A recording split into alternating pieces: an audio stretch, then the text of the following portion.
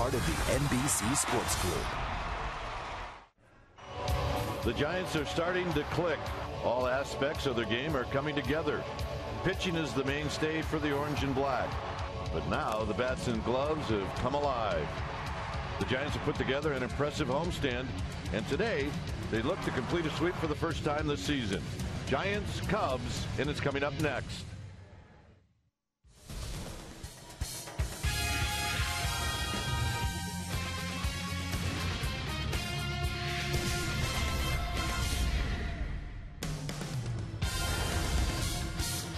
Day baseball here at AT&T Park. We've got a chilly and wet Monday afternoon as we get ready to wrap up this 4-game series, Cubs and Giants. Hi again, everybody. I'm Dwayne Kuiper. Alongside me is Mike Krukow. Well, it's been a terrific homestand and a chance for a sweep today. And the Giants will hand the ball to Ryan Vogelsong. And, Mike, what does Vogelsong have to do today? Oh, he's going to try and do today what his other 3 guys have done already in this Cubs series, and that's to get the ball to the 9th inning and give the ball to the bullpen with a lead. The pitching in this series has been unbelievable, so the expectations, well, they're high. But he'll have to get past the ace of this Cubs staff, a young Jeff Samardzija, who's emerging as a premier arm in that National League Central. So it should be all about pitching again. All right, a couple of right-handers and maybe another low-scoring game. When we come back, Amy G is going to take a look at the last 3 starts from Giant starters. They've all come in this series. They've all been terrific. Amy G is going to take a look at that right after this.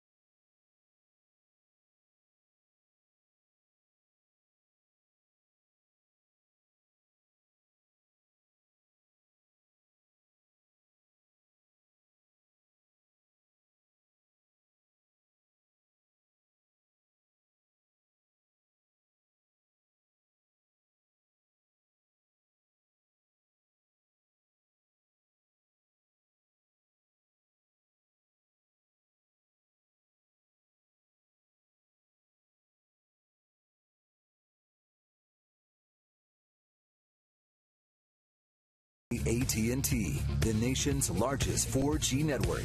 AT&T, rethink possible. And by Toyota.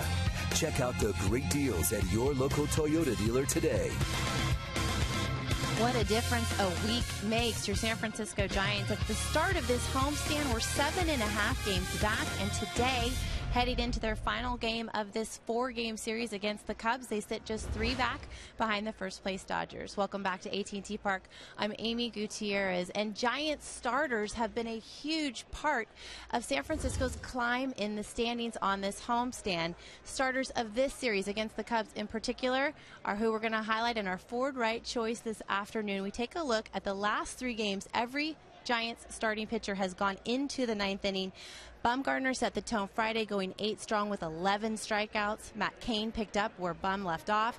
8 strong innings, 7 Ks, gave up just 1 earned run. And, of course, Zito besting them both, going 8 1/3 innings of shutout ball.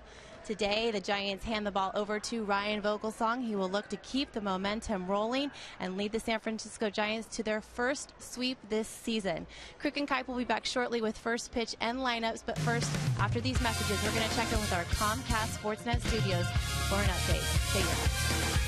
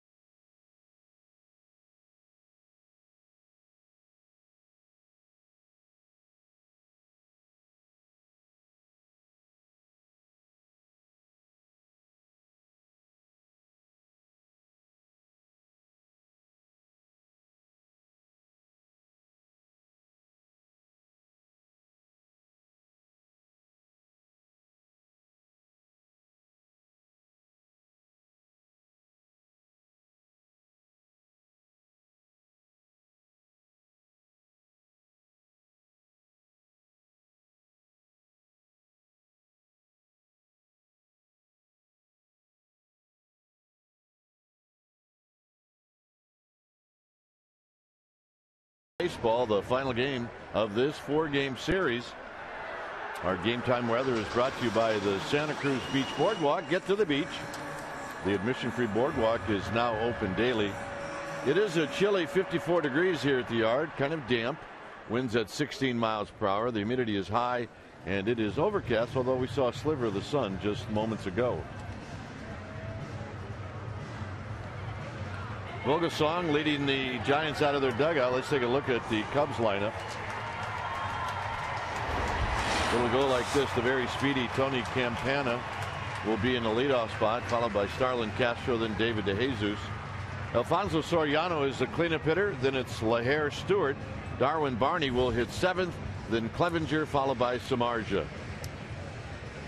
On the hill today for the Giants will be Ryan Vogelsong. Let's take a look at the numbers that he has amassed through 9 starts. 3-2 with a 2.36 ERA, 46 strikeouts in 61 innings. And from a hitter's perspective, you're taking your at bats off of Vogelsong. He's going to throw a fastball that'll go low 90s at you. He'll 4-seam and 2-seam, depending on the situation. He'll pitch to both sides of the strike zone with consistency. He's a corner guy with that fastball. Big curveball, slider, cut the ball. He's got a changeup. He's got a lot of things that he can do with the ball, and he'll apply all those types of movements to certain swing types. He is a guy that studies swings, and he can apply that movement to those swings. Let's take a look at the defense playing behind. I beg your pardon. Let's take a look at the pitch grips.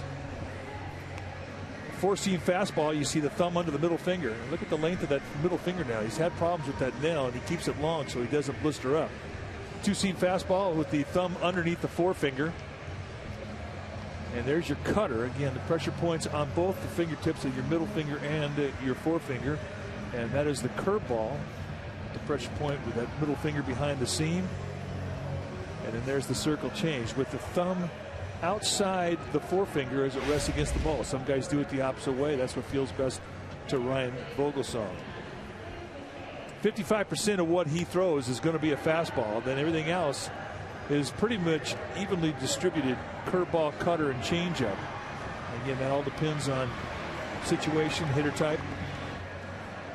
But he is definitely a guy who is fearless when it comes to throwing anything at any time. The Little Giants today who sang our national anthem. They were outstanding. And they got their unis on, Smoothie. They are looking good, as they should. Taking a little lap, as you like to say, around the yard. All right, we've got baseball as Campana stands in. Vogelsong about ready to throw the first pitch of the game with Arias playing very shallow at third, and it's a call strike. So we get underway right on time. Campana has led off in all 3 games in this series, and he is 2 for 12. Very fast, or very, very fast. Lifts this one into left center field. Pagan playing him perfectly, and that's how this game gets started, with a fly ball to center field. Let's take a look at the Giants defensively playing behind Vogelsong. Starting in left field, it'll be Cabrera, Pagan, and Sherholtz. Good arms in right and good arms in left. Crawford, Arias on the left side of the infield. Terrio and Bell on the right side. Buster Posey will be back behind the plate in the squad, putting down the signs. Here's Starlin Castro. 310 with 4 home runs, 32 RBIs. And Vogelsong throws, and he hits the outside corner for a strike at 92. Mark Carlson, a plate umpire. I mean, he's a guy who's got a pretty big zone. And you'll see more high strikes with Carlson than you normally would with most umpires. And you can earn some corners with him. Like that, as Castro takes a peek back at Carlson, it's 0-2. And really, that is what has been so consistent with Vogelsong. His last 5 starts, he has been able to establish that fastball, and I mean drive it through the targets on both sides of the plate at the knees. 2 for 11 in the series for Castro. On the appeal, no swing. That's Angel Hernandez down the first base line. 1 ball and 2 strikes. Celebrating our first wedding anniversary. All right. Good place to be. Congratulations. Breaking ball, and Castro spoils it. It remains 1 and 2. Let's take a look at the windup of Ryan Vogelsong through our Exmo, brought to you by your local Toyota dealer. Very compact for a big man. Watch the front side come out, and as he plants in a good position with that hand up, release point out over the front of his foot, and very, very consistent at repeating the stroke, which is why he has such great command. 2 and 2. Outstanding pitch right there. I mean, that's exactly how you take advantage of a 1-2 count. I mean, this is a pitch a lot of umpires will go with, a lot of hitters feel they have to swing at, and it sets up everything.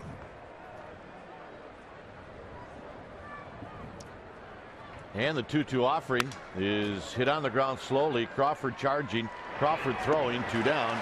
As Castro broke his bat.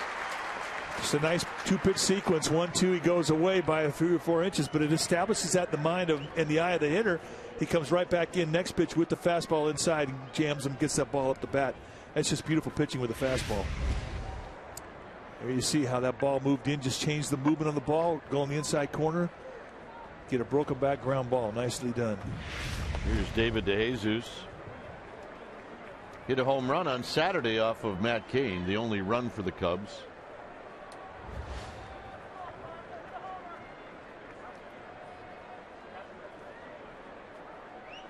The only runs in this series scored by the Cubs have come on home runs. Soriano hit a 3-run home run in the 9th on Friday, and then DeJesus on Saturday with his solo shot.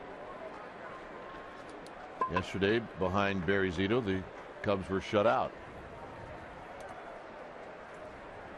0-1 pitch to David DeJesus is a bit outside. A home run, 11 driven in, hitting .287 for DeJesus.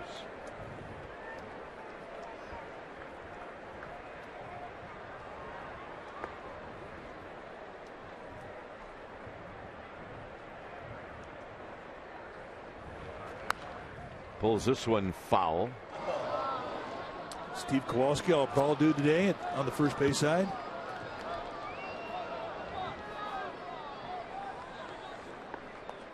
And there's David Schwartz. These guys are both teammates, amateur baseball here around the Bay Area. Pretty impressive for how old the guy is. Yeah. I didn't know they had an over 70 league. 1-2 to DeJesus. And this is dribbled foul.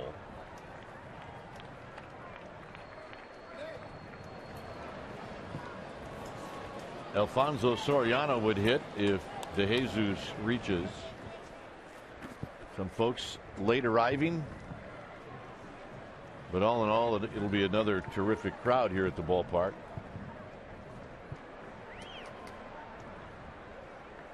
And the 1-2 pitch, and this is hit high to right field. Scherholtz with room. Side retired. A 1-2 inning for Ryan Vogelsong. Scherholtz, Terrio, Cabrera coming up.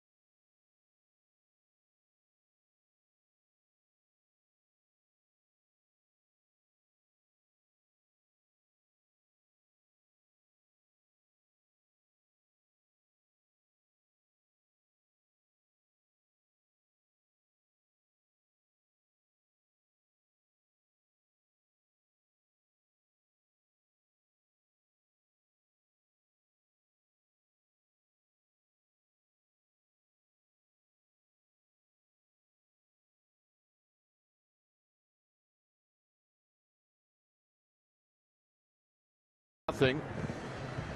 Here's Bruce Bochy's lineup. A little different, especially at the top. It'll be Nate Sherholtz, who is going to lead off for the very first time in his major league career, followed by Terrio, then Cabrera. And he's just been red hot all year. Buster Posey, the cleanup hitter, then Pagan, Belt, and Arias. Crawford will hit 8th, and Vogelsong, who's 0 for 17, will hit 9th. On the hill today for the Chicago Cubs will be Jeff Samardzija, the 6'5", 225-pound third-year player, and he really has started to surface as the ace of this Cubs team. 10 starts, 5-3 with a 3.09 ERA. Look at the strikeouts, 65 and 64 innings against 19 walks. And you'll see a great fastball with lots of movement, a 64 to 67 or 94 to 97 mile an hour fastball with lots of sink. He's got a little cutter and a split, which he now is throwing it in all counts. Before he used to throw it 0-2-1-2. Now he's throwing it 2-0-3-2. Boy, he had a heavy mist come rolling in. Here's the first pitch from Samardzija, and it's high to Sherholtz. Nate at 247, 3 home runs, 10 driven in.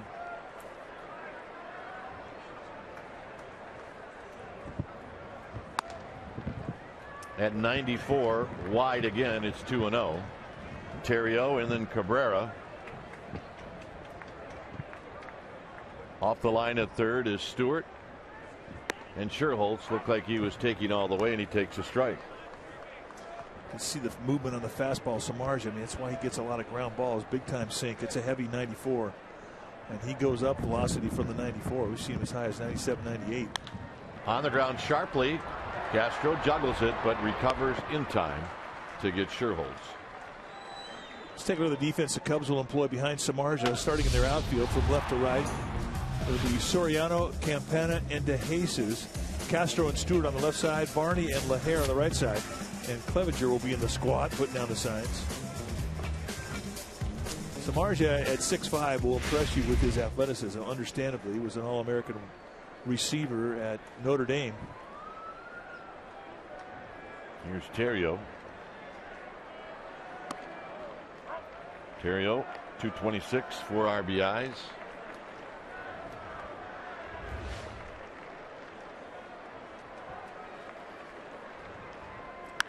Up the middle and over the bag and into center field. You're going to start to see his average go up. A completely different hitter than what we've seen in the beginning of this year.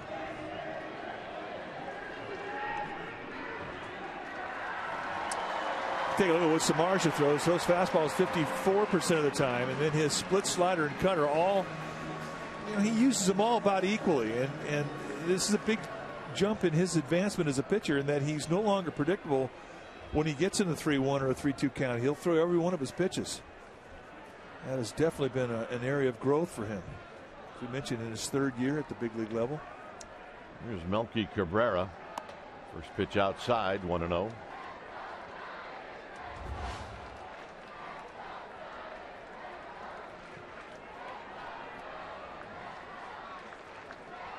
Buster Posey to follow. Terrio with his lead at first.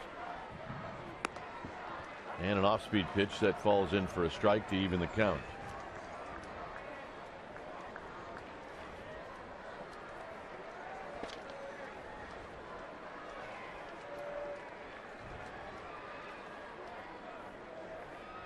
Terrio goes, swing and a miss, throw down to second, and it's not in time.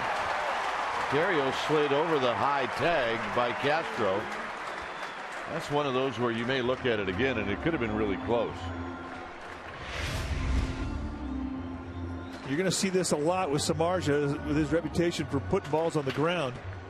Bruce Bochy is going to start some runners. That ball from catcher Steve Clevenger just sort of went up and away from the bag to the second base side, and that was the window of opportunity for Terrio. The Giants get a runner in scoring position. And Cabrera out swinging. And that'll bring up Buster Posey.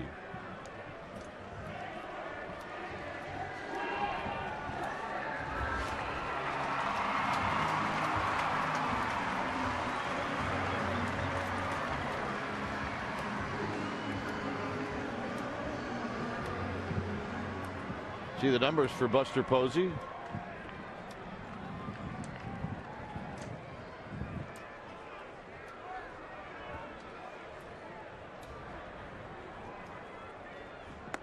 Buster Posey did not play on Memorial Day a week ago.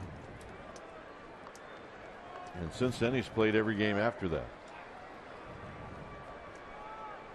He was over at first base in the Giants' win yesterday. Here it's no balls and 1 strike.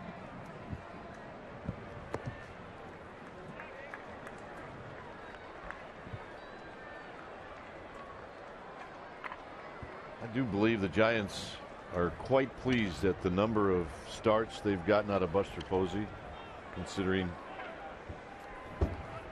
what their plan was out of spring training. And part of the plan was just to see how he was going to handle it. Well, I'd say he's handled it all pretty well. Well, you're right. I think everybody's pretty excited about how good it's gone. I mean, you didn't really know what to expect, how the injury to his ankle was going to allow him to play and what kind of playing time he'd get. And a check swing on the breaking ball. It's 2-2. But it's to the point now where you don't even think about it when you're around him. You never talk about it. He never talks about it. It's not an issue. Well, I think that's part of his whole point was I would like to forget about it, and consequently nobody brings it up that much anymore. Double look, and the 2-2 pitch is in the dirt. It's 3-2.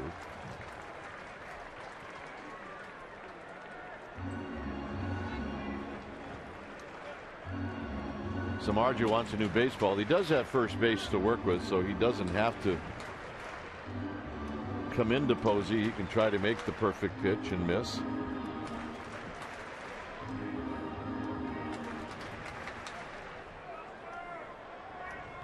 That long hair of Samardzija kind of reminds me of Randy Johnson. Yes, indeed. 3-2. And the walk, and Pagan's going to hit. Easy pitch to take right there for Posey. Not a whole lot of invite on it.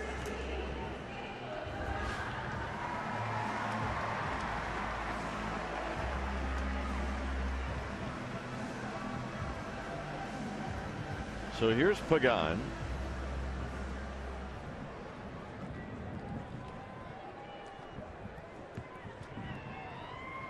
Pagan hitting .314, 4 home runs, 19 runs batted in.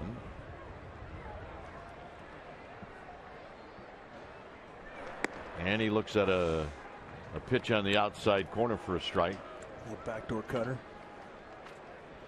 Pagan on the homestand, 8 for 22. He's hit in 27 straight home games. While back, he had a pretty good rip. It's 0-2. 95-mile-an-hour sink. I mean, that's a lot of velocity with a lot of movement. And you can see why the Cubs have always been enamored with this guy. And it was their hope that they could develop him and someday bring him out of the bullpen to go in the rotation. Well, he's ahead of schedule. He not only is a member of the rotation now, he really has been throwing as good as anybody in the rotation.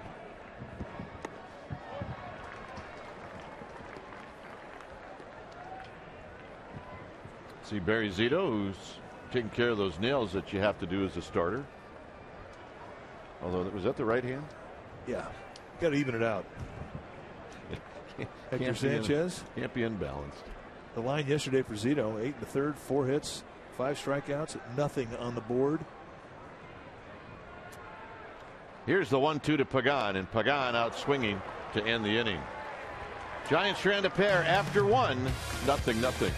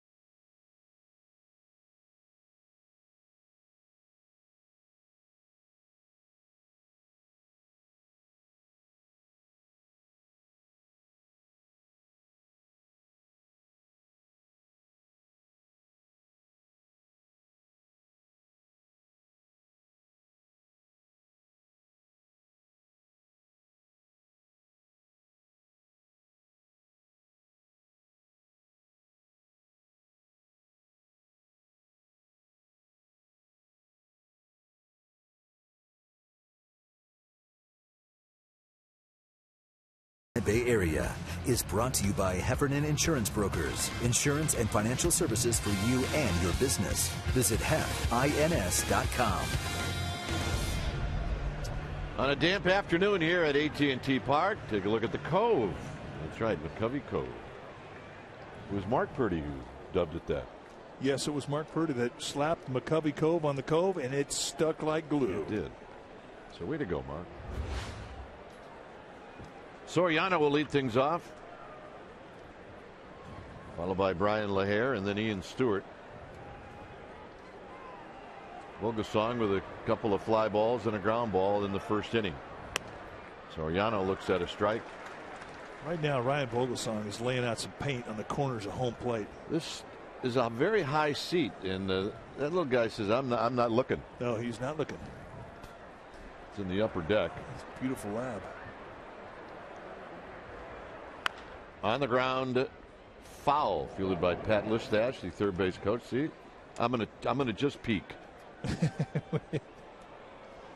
That's a happy boy right there. He's a lover.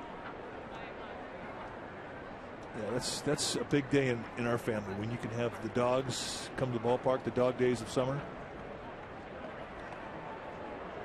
Squirts away from Buster Posey. It's 1 ball and 2 strikes. And we're starting to see that more and more around the ballparks around the league. They do have one day designated for pets. Always a hit. 1 and 2.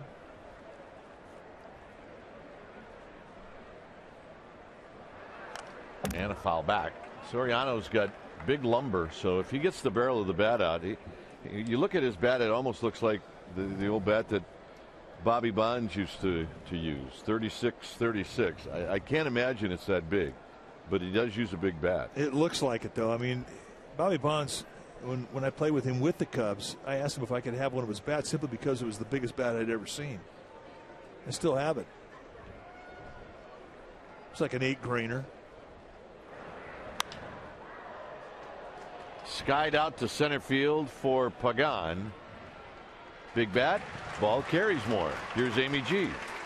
All right, Dwayne, an update on a couple of Giants players. Pablo Sandoval continues his rehab assignment with San Jose. He's slated to play third base tonight, and then he'll join Fresno tomorrow. Yesterday, he took about 15 swings from the right side, and he'll do another 15 today, so he's progressing well.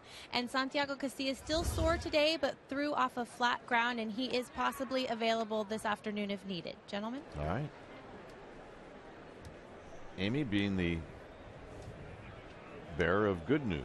Here's LaHare, who swings and misses. No balls and 1 strike. Coming out there hacking. You get a reputation as an aggressive first pitch hitter. You're going to see a lot of different looks. And for Vogelsong, never having faced LaHare before, opens over the changeup and a swing through Sia on the first pitch. And then one pitch is established in his mind. Well, LaHare, I mean, you look at his numbers, 313, pretty good. 10 home runs, pretty good. 22 RBIs, pretty good.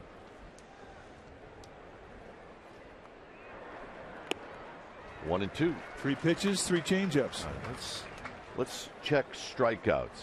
Maybe that'll give us a clue. 150 at bats, 50.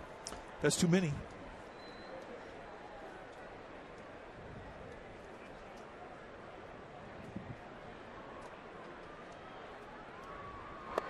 It's high, 2 and 2. 50 leads the Chicago Cubs in that department.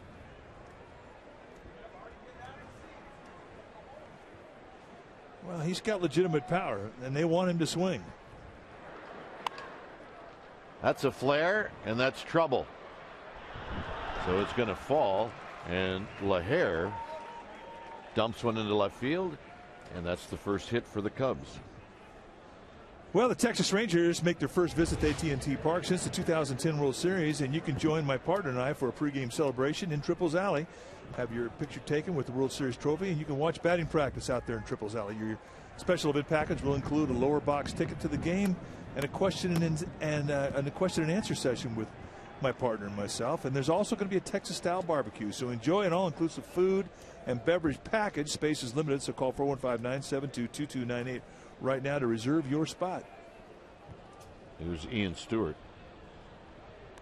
So can we indulge in the barbecue? Oh, yeah. Unlimited. And they said we can use our fingers. Perfect. I want to get that. I want to get that. I want to get that. 1-0 to Stewart, hitting .204, 5 big flies, 17 RBIs.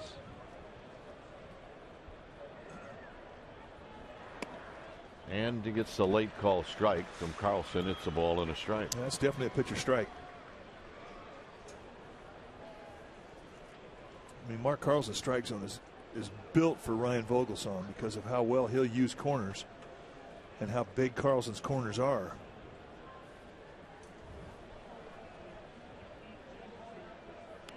That's out of play.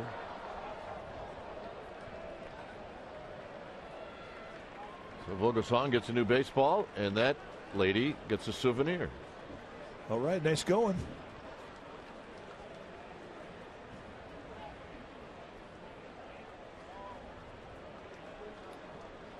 That's right. There's a reason why you bring that camera.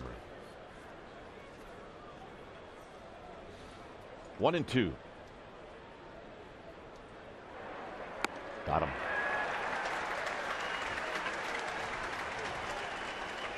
First strikeout for Vogelsong. A lot of fastballs in this at bat. Establishes a way, changes the grip. Two-seam fastball, different movement, little second stage hop. See you later. Grab some fine meat.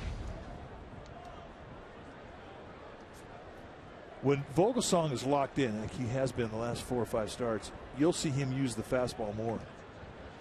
Because one of his strengths is his ability to shave those corners. So consistent with it.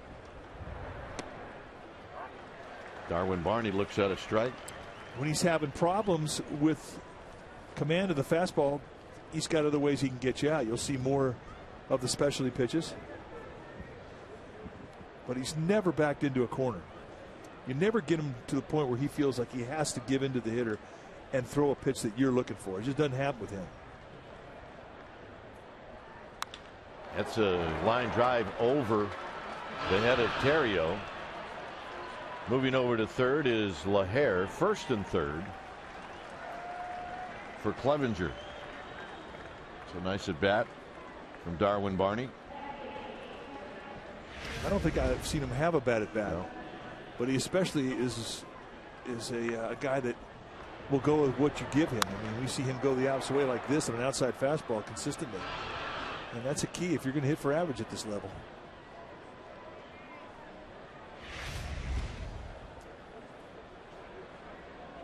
Clevenger at .394.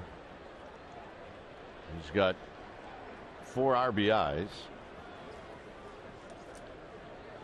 Clevenger caught on Friday night and went 0 for 4.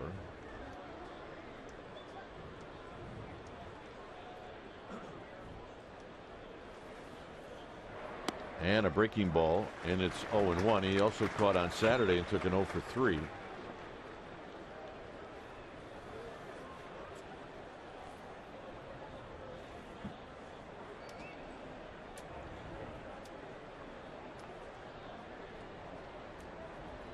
LaHare at third, Barney at first. Just inside, not by much.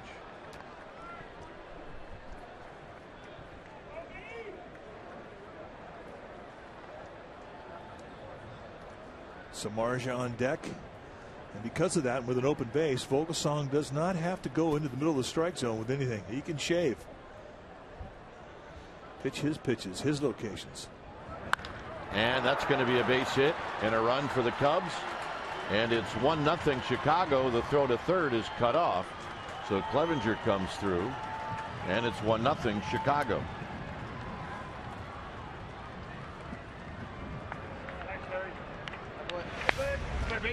We like this guy Clevenger's swing. Pretty good pitch to hit right back up the middle. Very relaxed. It's just slow feet, fast hands. It's the kind of a swing that's built for average too. That's a good hack. It's his first hit in this series. So 3 singles here in the second.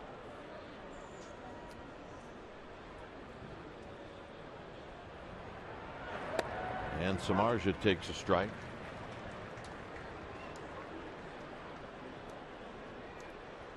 Not a bad hitter. And he's got some power.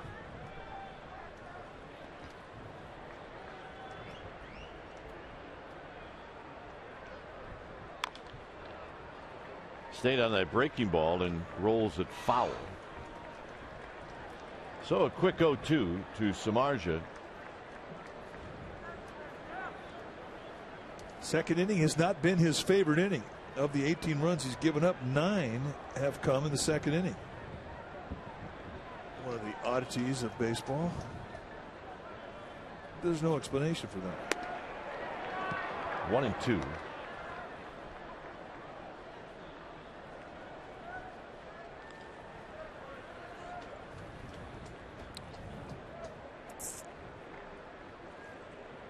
It's number 36 for Vogelsong. And it's inside as it knocks Samardzija back off the plate. 2 balls, 2 strikes.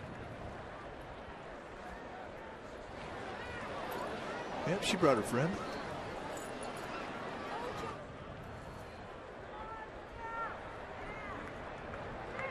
Breaking ball and a base hit to right field. Samardzija comes up with his 3rd RBI of the year, and it's 2-0 Cubs. Well, that's the swing of the bat that hurts. You get to a two-out scenario, and you're thinking, well, I can kill this pitch. I got 2 strikes on the pitcher. Little breaking ball, not a bad one either. Right out there, knee-high outside corner, and Samardzija hits this thing the other way like he plays every day.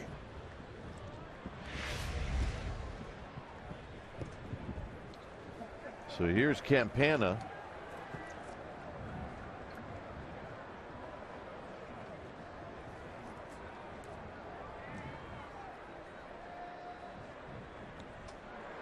Campana bluffs a bunt.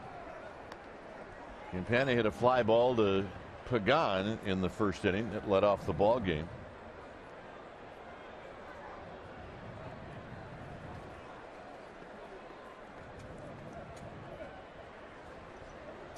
In at third is Arias. And that's a base hit to left field. So Cabrera's got it, and they're going to hold the runner wisely. So that's 5 singles here in the second inning off of Vogelsong, and here comes Dave Righetti. Well, I mean, there's not a whole lot that Righetti can say. These balls that are being hit are pretty good pitches. They're on the outside corner. Cubs, to their credit, are going the opposite way and taking what Vogelsong has given them. So this really is more of a give Vogelsong a little bit of a breather type of a meeting.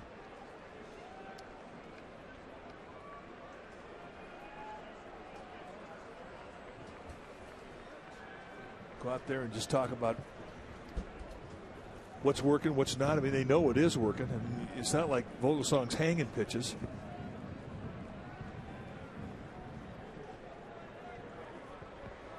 As Mike said, Samardzija, a star at Notre Dame.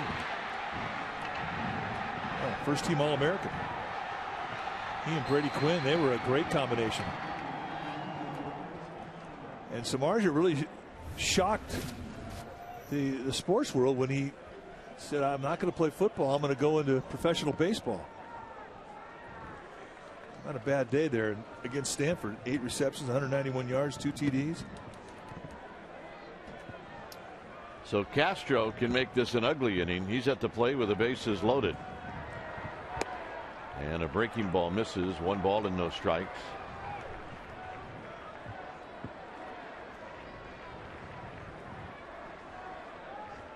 Limit the damage time for Ryan Vogelsong.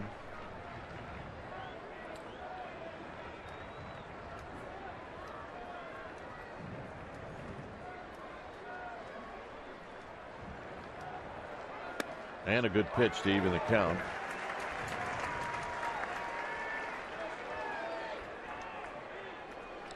Right now, Vogelsong is digging deep, folks. A little single here, single there, and all of a sudden Single knocks in a run. The pitcher gets a hit. That red flag is going off.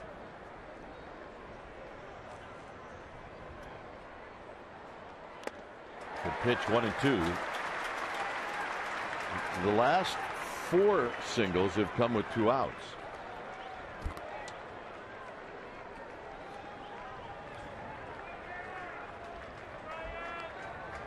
So it's 1-2 to Starlin Castro.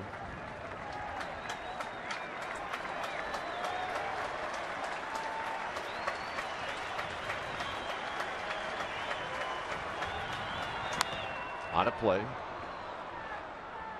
Well, you can tell by that swing he was not looking for a fastball. That's an emergency swing.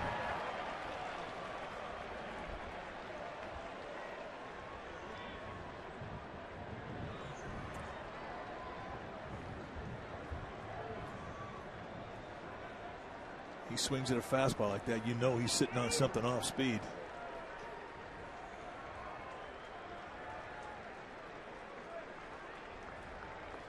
And another 1-2 pitch to Castro, and it's a slow roller, and Vogelsong's going to have to hurry, and they got him.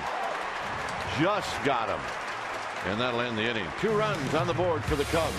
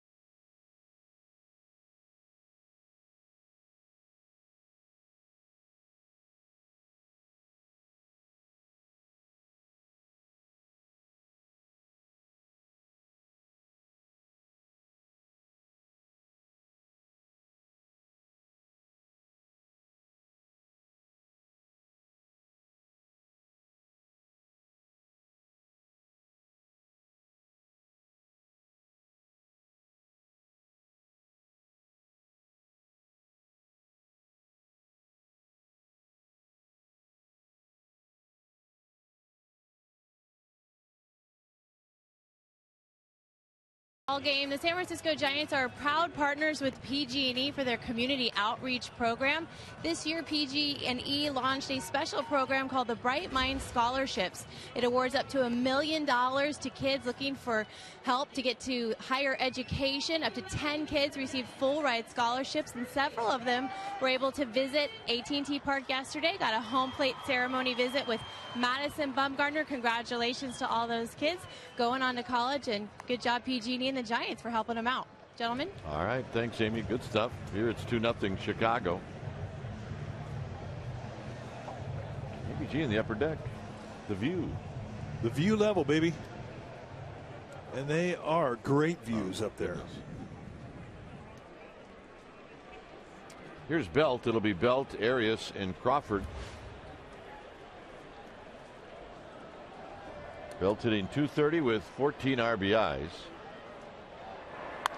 And on the first pitch, he strokes it into right field for a base hit. Second hit for the Giants.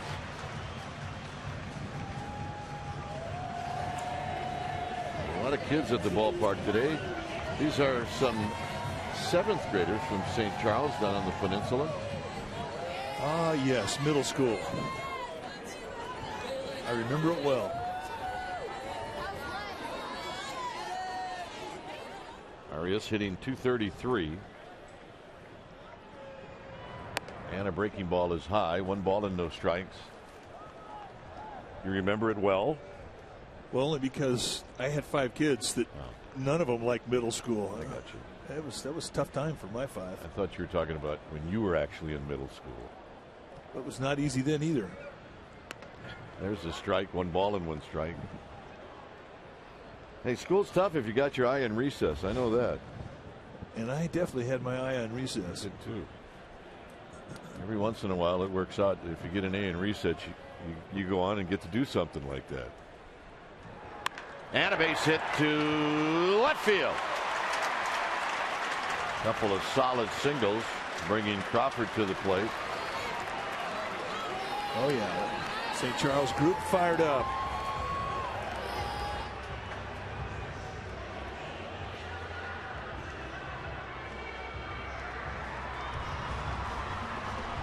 Lots of bright smiling faces today as we came into the ballpark.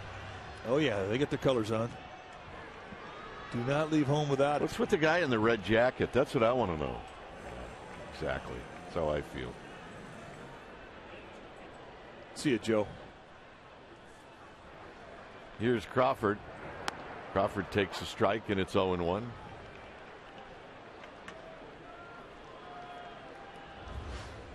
.223 with a home run, 15 RBIs for Brandon Crawford.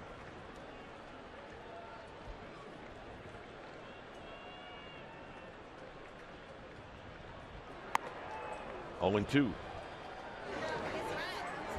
The Little Giants. Was that the group that was out there strolling around the yard? They're the group that were singing the national anthem. They took a lap around the ballpark, and they did a great job on the anthem.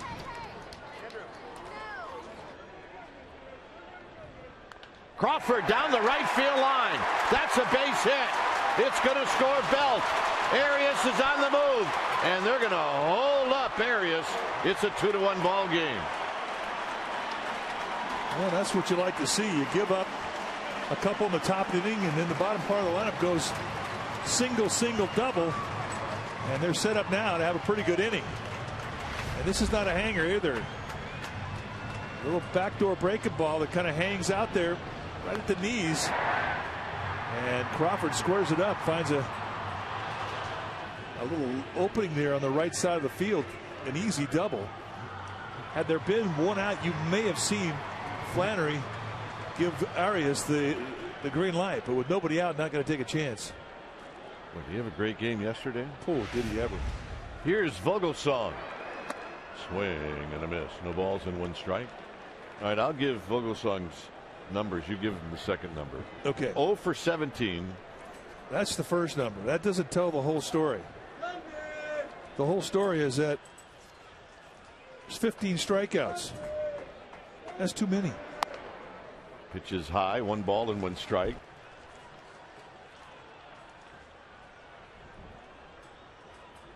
I mean, and he can hit. Vogelsong can hit. At least he used to. And a breaking ball to make it 1-2. But there for a while, he was like, yeah. Now he can't talk about it. Yeah. A little upset about it. Infield is in, by the way.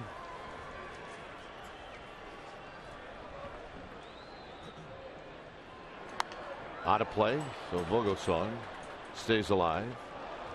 I mean, look at it. The swing's good. How do you explain 17 at bats, 15 strikeouts? You just can't.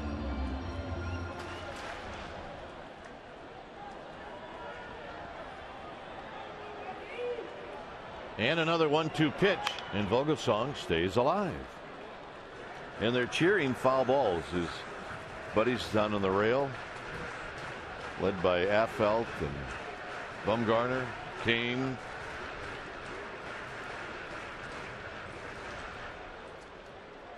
It's a tough crowd, I got to tell you.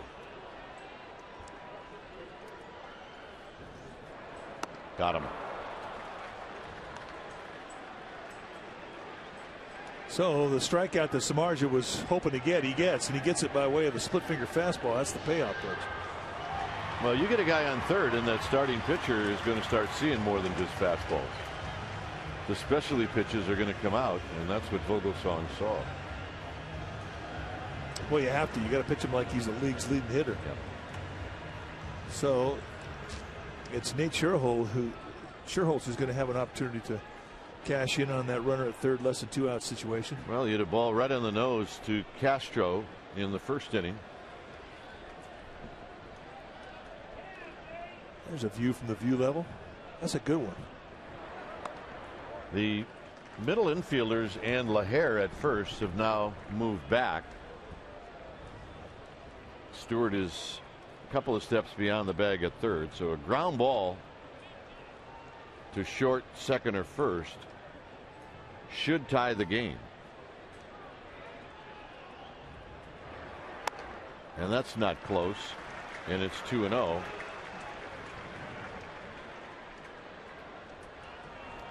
There's Terrio on deck.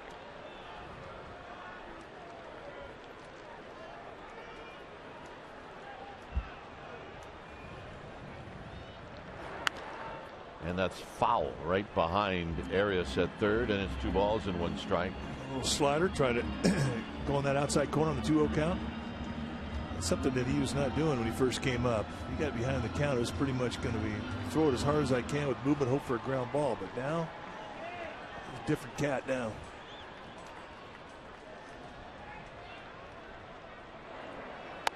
Up and in, 3-1.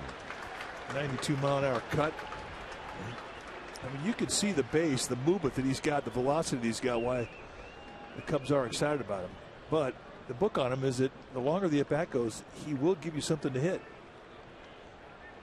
location-wise. 3-1 to Sherholtz. And the walk. And I don't think Samardzija really cares about that. Yeah, guys who throw sinkers, they don't really care if they walk and set up the force. But he's got to face a hot hitter now. Terrio has been swinging it well. He's put about 60 points on his batting average here in the last week. Well, he got Terrio to hit a ground ball in the first inning. Problem was it was right back up the middle into center field for a hit.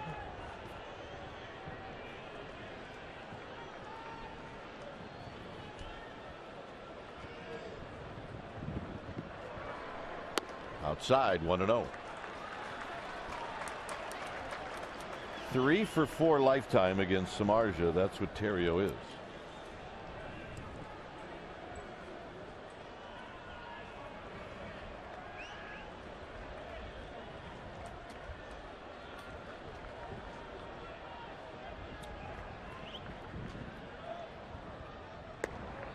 And strike. That evens the count.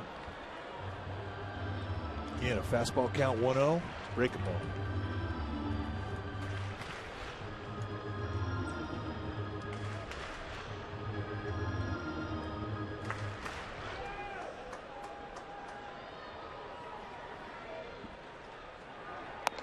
High, 2 balls and a strike. Underneath that pitch. That's the one release right there that catches the attention of a pitching coach. You got a guy out there in the stretch. He's struggling. It's a long inning. He's 41 pitches into his outing here in the second, which is a lot. And all of a sudden he gets underneath fastballs.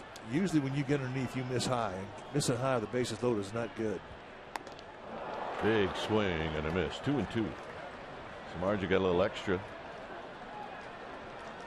He's got a little extra to get. We said at the beginning of the game, his velocity at times will go 97, 98. That's a healthy fastball.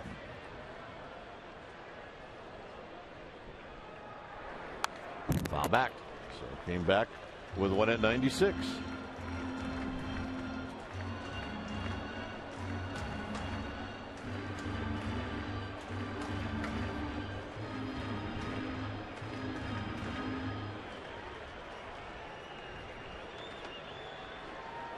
Two balls and 2 strikes. And Terrio out swinging. A 2-2 split and a good one. So another strikeout.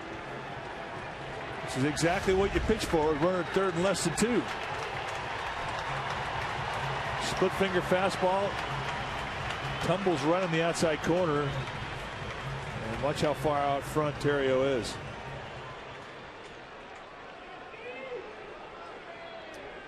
Well, here's Melky Cabrera, who struck out in the first inning. So he's had a chance to see a little bit of Samardzija. And he'll take the first pitch in tight. 1 ball and no strikes. 93-mile-an-hour flat cut. Arias at third. Crawford at second. Sherholtz is at first.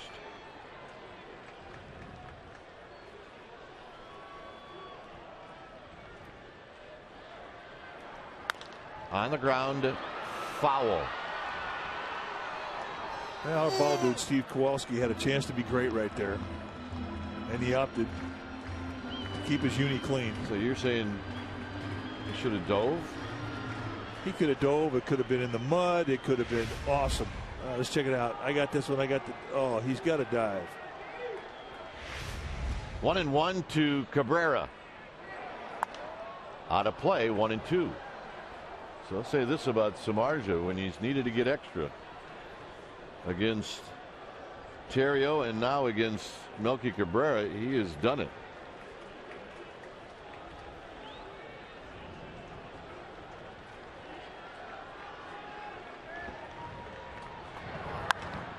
Down the left field line, and that'll be out of play. Clevenger wanted that pitch high, and that's exactly where Samardzija threw it.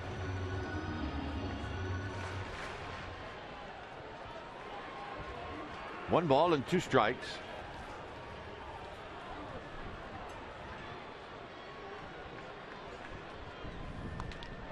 Right at the second baseman Barney, and that'll end the inning. Giants on the board, 2-1 Chicago.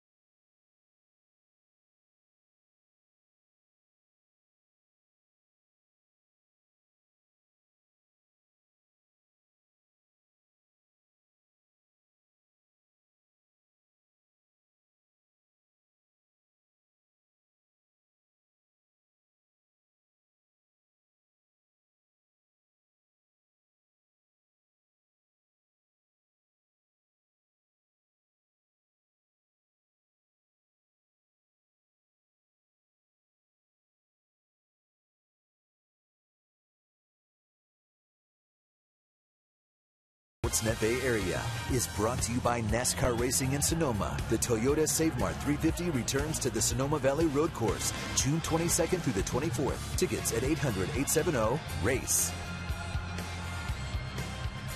Here at AT&T Park on an overcast afternoon, it's 2-1 Chicago. Giants come back with a run. They had an opportunity for more, but just could not cash in. And now we'll see if Ryan Vogelsong can settle in. It'll be DeJesus, Soriano, and Laher here in the third.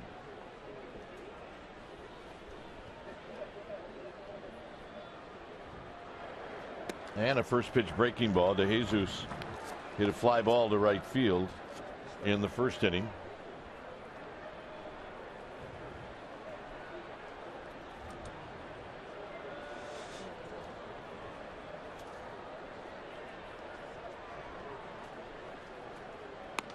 And another strike, and it's 0-2. So Vogelsong, bang, bang, jumps out in front.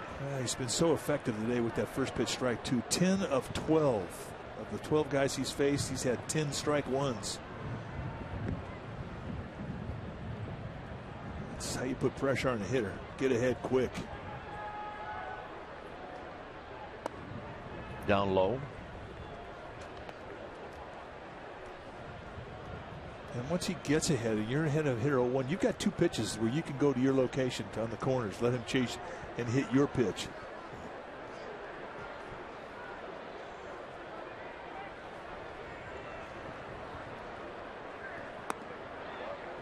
Two change-ups off of the 0-2 count, and both times DeJesus spit on it. You see 2 pitches soft that sets up a 2-2 fastball. They know that he's got a sweet spot down and in. That's where his power is. They got to stay away from that. That's the red zone. And the 2-2 offering and a swing and a miss and a pitch down and in, and an unhittable pitch down and in, and that's the second strikeout for Vogelsong. Well, in 2010, he coined the phrase Giants baseball torture. Who is this young man? Well, can you name that Giant? I think we can. Smoothie. That was a good day at the parade. That was a great day. That was beyond good. I like the baby picture, though. That was beyond good. Yeah. Nice haircut. Here's Soriano. Soriano takes a strike. But it's fully in style right now. I know, but all you got to do is look around both dugouts. That's true.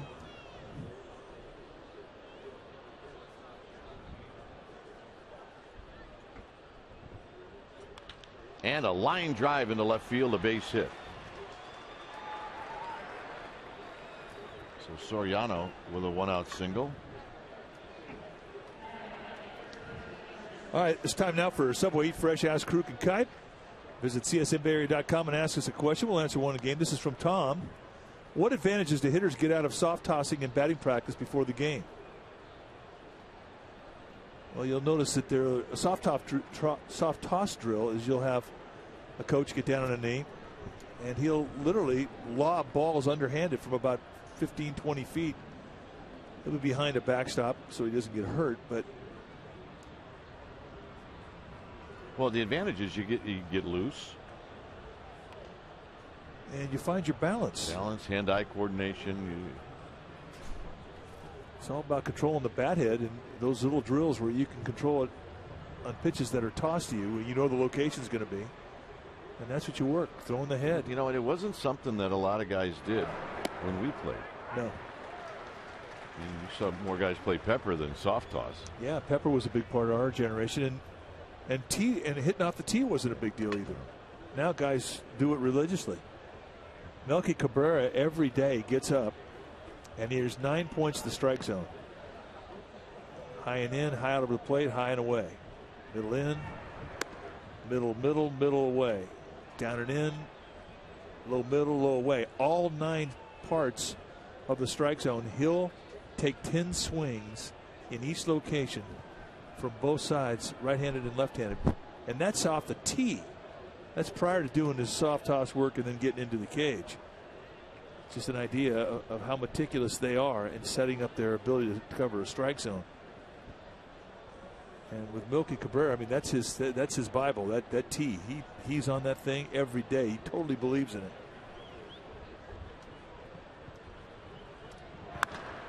Hammered into center field, but Pagan has got a beat on it, and he will put it away.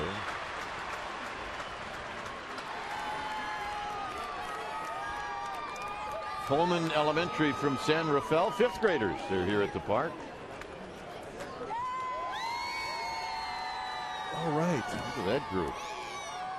A lot of cotton candy in that group. A lot of good attitude right there. And the best attitude is coming from the teachers. It's June. They only have 2 more weeks yet, and then it's summer vacation. Here's Stewart. Yeah, that's really a good point. When we were in school, we all looked forward to summer vacation. We never thought for a second that maybe the teachers were looking forward to it more than we were. It's a fact. Something we've learned as we've gotten older. Stewart probably would like to have that one back. Vogelsong kind of shook his head a little bit. Oh, yeah, there's a gamer, babe. In fact, there's 3 of them right there.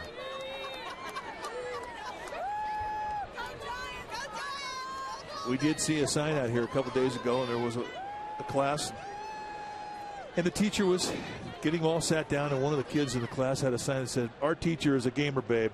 There you go. 0-2 to Stewart with 2 outs. And that pitch just high. Good elevator right there. Perfect.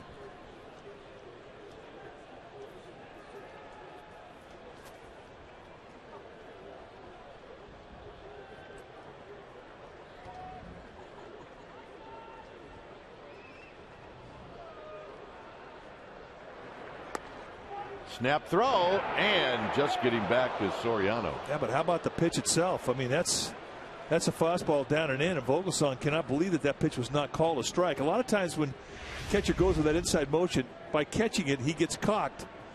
Come up too soon, you might take that pitch away from the umpire. That's a good pitch right there.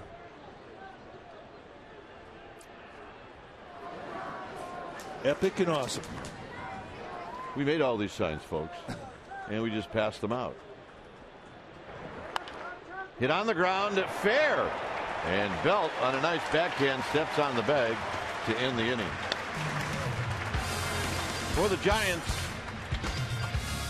it will be Posey to lead things off.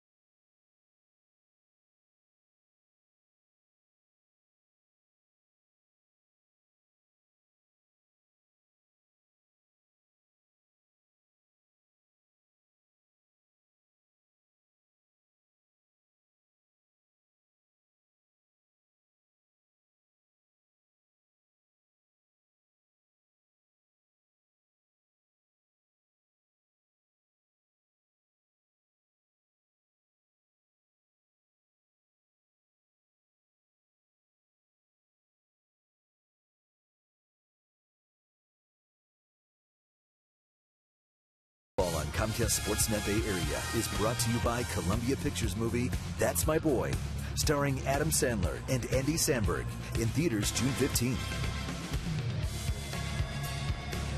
Here's Buster Posey as he leads things off, and Buster Posey lifts this one the opposite way into the seats. Oh yeah, the Gamer Babes are here. Got a cold one, checking scores, the out of town scores. We think? Of course. They're checking that Dodger Philly score. Yeah, what is that score? Well, it hasn't started yet.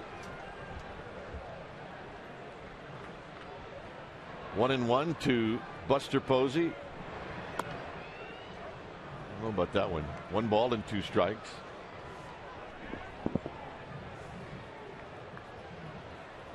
Posey drew a walk in the first inning. Pagan and then Belt.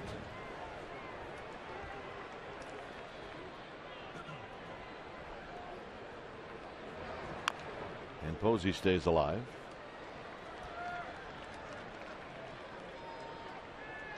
Giants will be in San Diego tonight. They'll play 3 games in San Diego, starting tomorrow night. From Petco, and the 1-2 to Buster Posey, and that's driven down the right field line, foul. He squirts that one. Nice play. Bring his glove. I mean, he stopped it. Didn't actually make the snag. He gave it up too. Now he wants it back. Forget it, pal. He had none chance. Low, 2-2. I think he's a little disappointed he didn't make that play. 2-2 pitch to Posey. And a full count. Good 2-2 pitch right there. Not an easy pitch to take.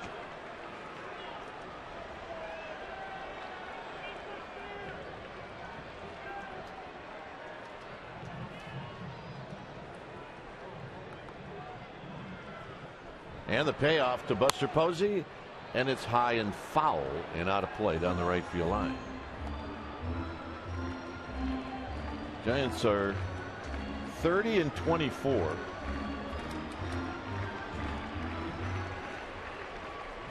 This will be the 9th pitch coming up in this at bat. And the walk. Well, on Sunday, June 10th, Rangers 105 start. The first 20,000 fans receive a Giants cap, which is a good-looking cap presented by Dignity Health. So tickets are available for this 2010 World Series matchup. sfgiants.com. 2 at-bats today by Buster Posey. He's walked twice, but in those 2 walks, he's seen 15 pitches. On the day, Samardzija has 58 pitches. And you have to throw that many pitches to a hitter, and you wind up losing him to a walk. That hurts.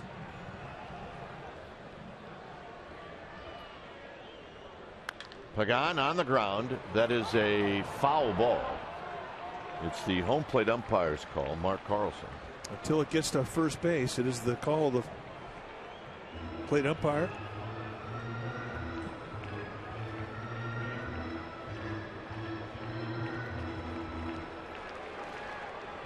A lot of responsibility for that home plate umpire. Oh, yeah. Well, watch Pagan. He'll make the call. It's foul. It's foul. I get another chance. Pagan could not see Mark Carlson. The plate umpire had already made the call. He kept figuring Angel Hernandez, the first base umpire, was going to signal. Never did.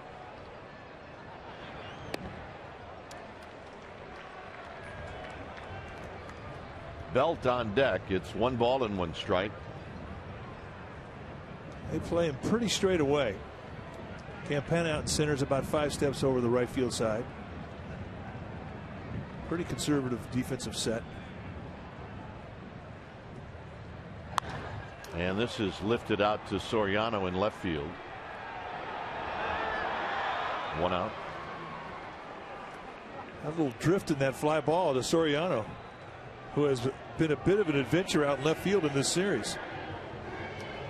But there is a bit of an excuse. He has a knee problem. He's playing not 100% by any means.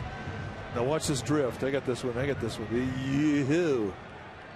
Remember, he was an all-star as a second baseman with the Yankees.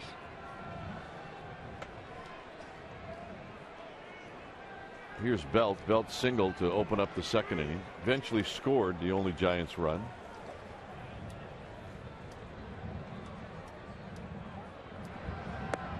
Takes down low. Come on, you guys can be quiet at home. Let's go. That's our seat. Yeah, those are good ones. Go, Brandon!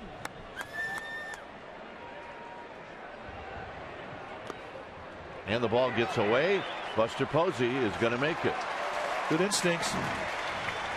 And that's a big play for a lot of reasons. Obviously, he gets in the scoring position, but if you remember, Samardzija throws a lot of ground balls. That takes away the force. You get your secondary lead, you anticipate and go. If there's any hesitation, it's over. You got to stay.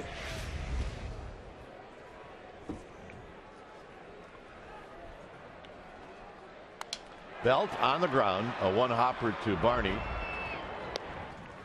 Let's check in with Amy G. Hey guys, we have a brand new Buster Nose squad. It's up and ready at csnbarrier.com, and it's brought to you by GoPro cameras. Buster and I today talked about the Giants outfield and how impressed he has been by Melky, Pagan, and Blanco. And he also talks a little smack with Dave Fleming, guys. Stanford's going up against FSU, Buster's alma mater, in the Super Regional. So that's going to be a fun plane ride for you guys. Buster Knows Squad on CSNBarrie.com. All right. I don't know. I've heard Dave talk smack, and he's one of those guys that has a bunch of layers of arguments. Yeah. You can't, he's hard to talk. Those guys from Stanford, they got 20 arguments lined up. Me, I got 3. Well, look, I'm like you are. We got 2 layers and a cuss word, and we're done. That's it. They don't want to fight.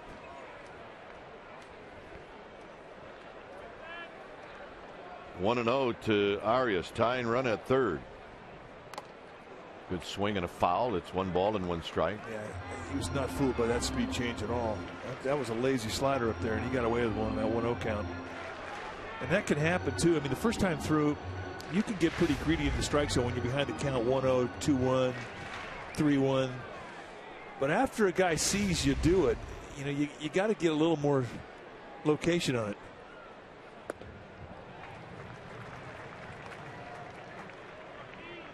It's amazing how quickly hitters will adjust once they see your stuff, once they see your movement.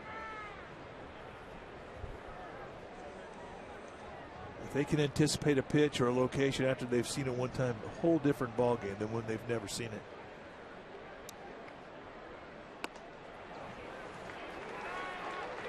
Samardzija continues to use a lot of pitches. He's a couple of pitches away from 70. A lot of his outing today has been in the stretch.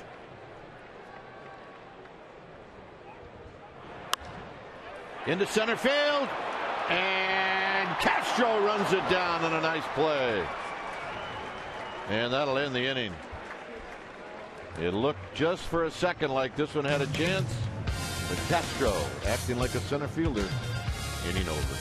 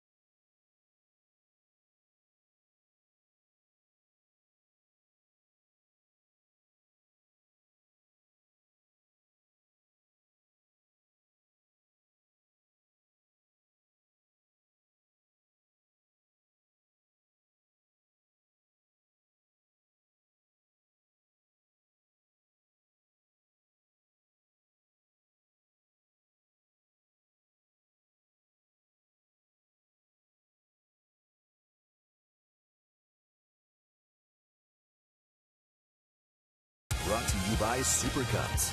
Rock the cut. Super Cuts. A lot of base runners in this game, but it's a 2-1 lead for the Cubs. Bottom 3 in this lineup. Barney, Clevenger, and Samardzija facing Vogelsong. All 3 singled in the second inning. And a first pitch strike to Barney.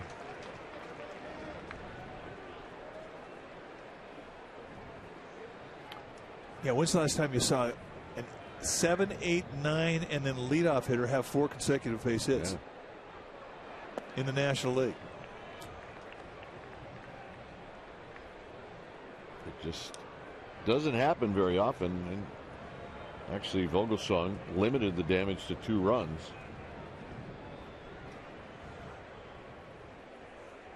This is out of play. It's 1-2. There's been 132 pitches so far in this game. I mean, that's a lot. Nobody out here in the top of the fourth.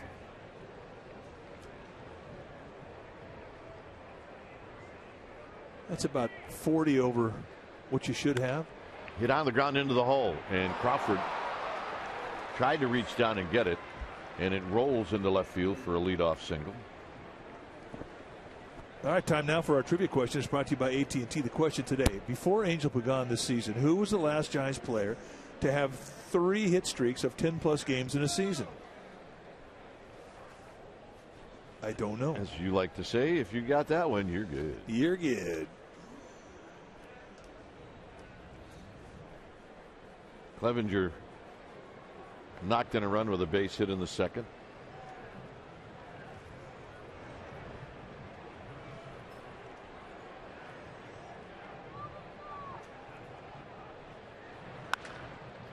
Out into left center field. Pagan on the move, and he will track it down. And hustling back is Barney. Nice play. That's a good swing.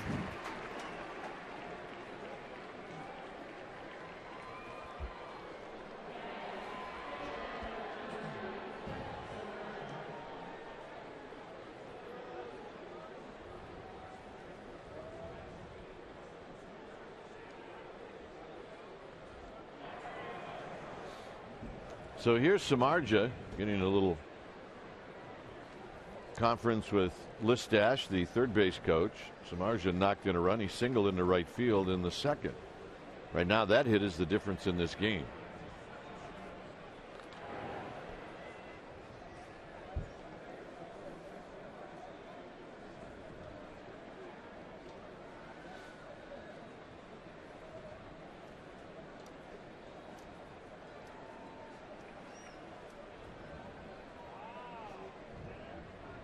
Samardzija shows bunt.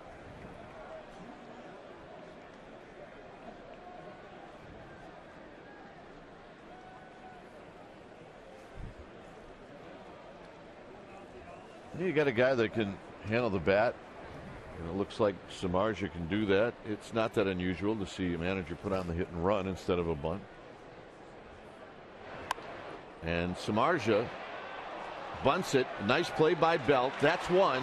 And Samardzija just beats it out. Well, he turned into an All-American receiver there, too, going down the first base line. As soon as that ball was popped up, he didn't move, got a late jump, and he was flying down the line. That's a 6'5", 225-pound body. He does not get out of the box. Now look at him go. That big boy can go. Wow. But a nice play by Belt, thinking that he was going to get the double play. Now look at Samardzija. Flame on after burners, and he blows right through the bag and beats out the back end. Here's Campana. Out of play. I'd steal him right now. I was going to say, looking back on that, if Samardzija doesn't bunt that, it looks like it would have hit him. Now, you want to send him? Yeah. All right.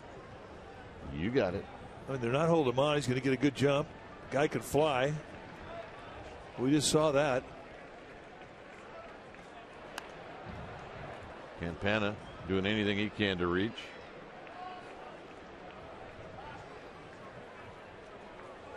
There's Del Swain, the skipper of the Cubs.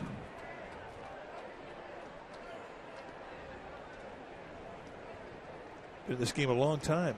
A fixture in the Milwaukee Brewer organization. Born in Richmond here in the Bay Area. A lot of friends and family coming back to play the Giants. Right to Melky Cabrera. Side retired. No runs, a hit, one left. For the Giants, it'll be Crawford, Vogelsong, and Sherholtz.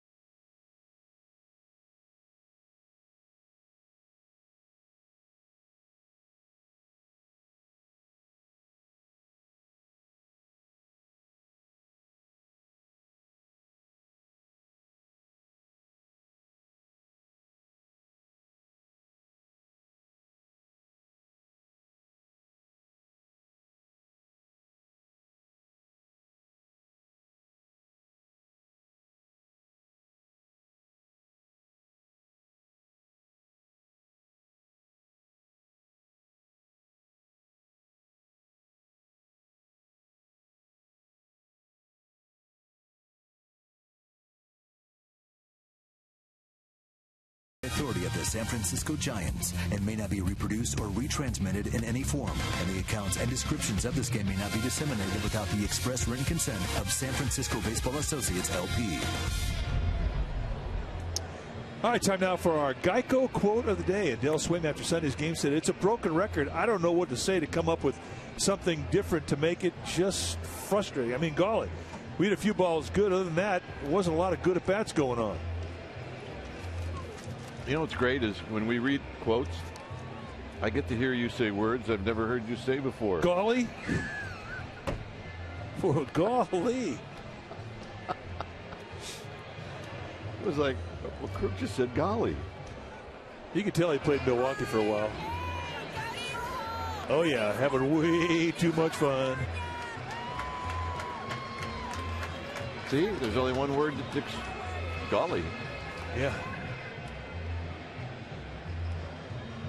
Giants game on Soul Radio, $40. Giants game on the Guild, 100 at Bleacher Seats at Ballpark Yellow. Let's go Giants. Priceless. Okay, good. All right. That's what we're talking about. Babe. Senior gamer babes from Benicia. So we got some senior gamer babes here. All right. It'll be Crawford, Vogelsong, and Sherholtz. The senior gamer babes. Crawford fouls it out of play. He doubled on the right field line, did not get a run in the second.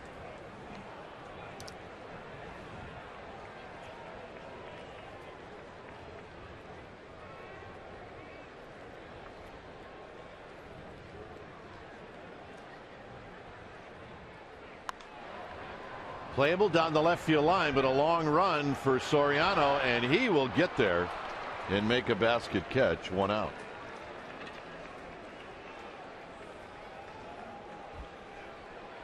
All right, time to ask and answer our trivia quiz brought to you by AT&T. The question today: before Angel Pagan this season, who was the last Giants player to have 3 hit streaks of 10-plus games in a season? Our survey said, well, Randy Wynn did it. 2007, 3 double-digit streaks at 10, 10, or 20. He was a good Giant. Indeed he was. Here's Vogelsong. Vogelsong struck out in the second.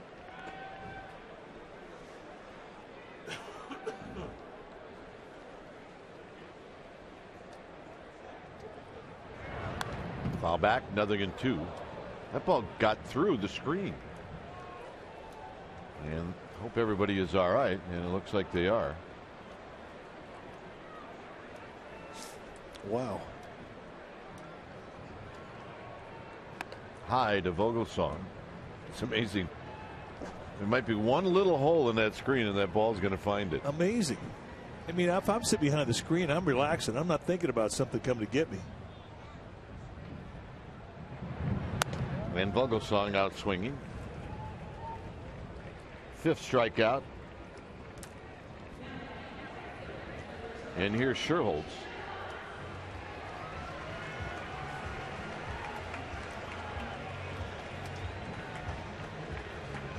Sherholtz walked in the second.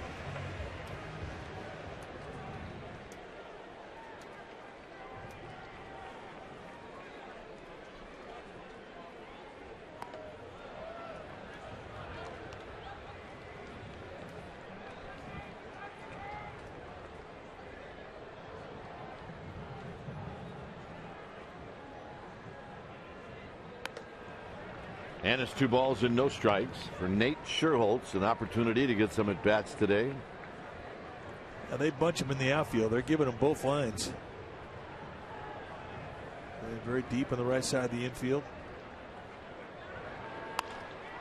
And that's hit into left center field. A base hit for Nate Sherholtz, bringing Theriot to the plate.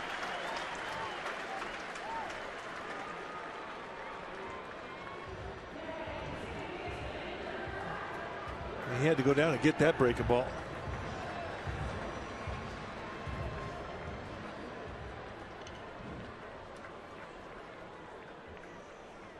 So here's Theriot, a single in the first, and then he struck out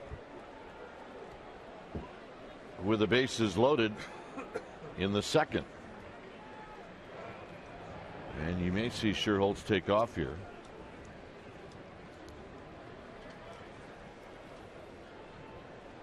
2-out base hit extends the inning and will run up the pitch count for Samardzija at 78 pitches. High to Terrio, 1-0.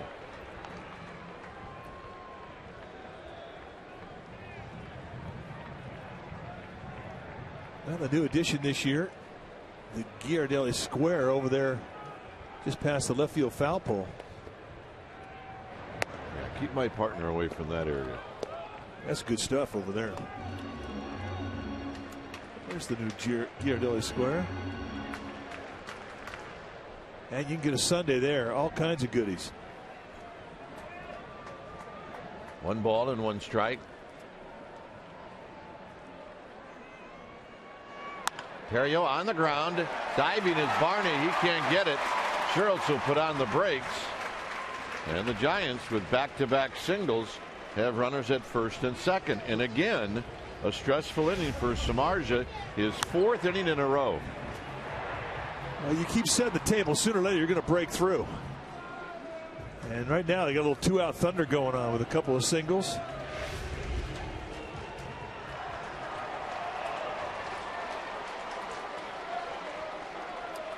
Melky Cabrera, with the bases loaded in the 2nd inning and 2 outs, hit a line drive right at Darwin Barney.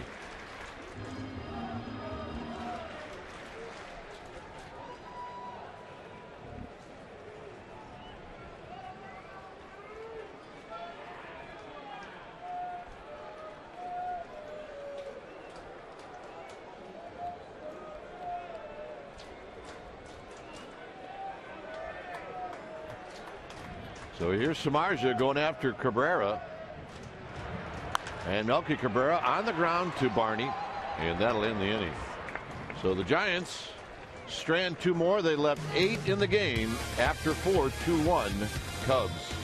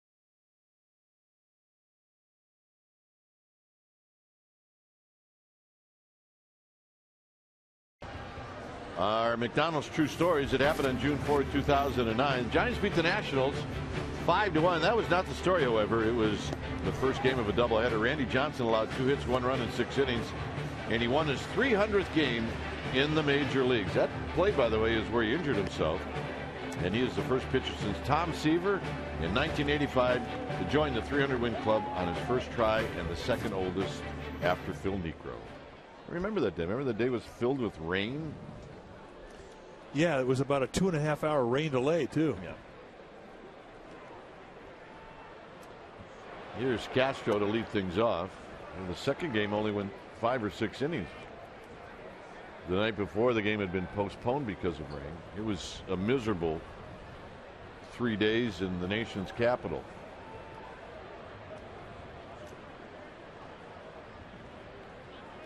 One-0 pitch to Castro is hit into right center field. Schertz on the move. And he will put it away. Well, if you're hitting the road and can't watch the Giants on Comcast Sports at Bay Area, take the Giants with you with MLB.TV. You can subscribe to MLB.TV today to see every out-of-market Giants game live online and in HD quality. Choice of home and away broadcasts, ability to pause and rewind games, all that and more. Go to sfgiants.com and order. Get more details about MLB.TV. Baseball everywhere. Oh, yeah. Gamers, gamers, and more gamers. Get your colors on, head out to the yard, and have some fun. Here's David DeJesus. DeJesus takes a belt-high strike. He didn't think so.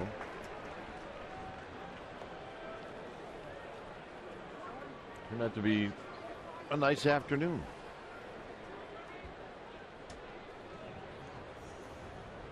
Oh and 1.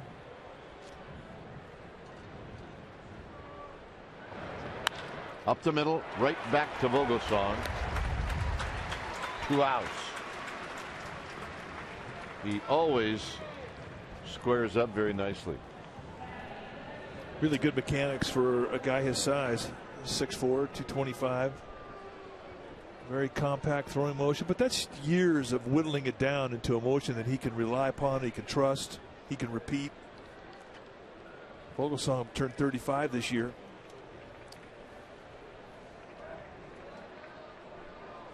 Soriano signaled in the third.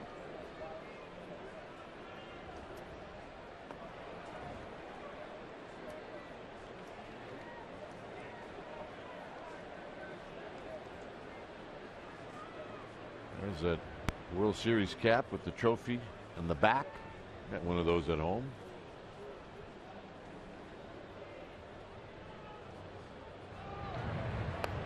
Two balls and no strikes. Yeah, that was the cap they gave out the players the night they won it, November 1st. A night we'll never forget. That was fun. Yeah, that was. I want to do that again. Towering into center field for Pagan. And that was a big league fly ball. Buster Posey's going to lead off. When we come back, Posey will lead it off. It's 2-1 Chicago.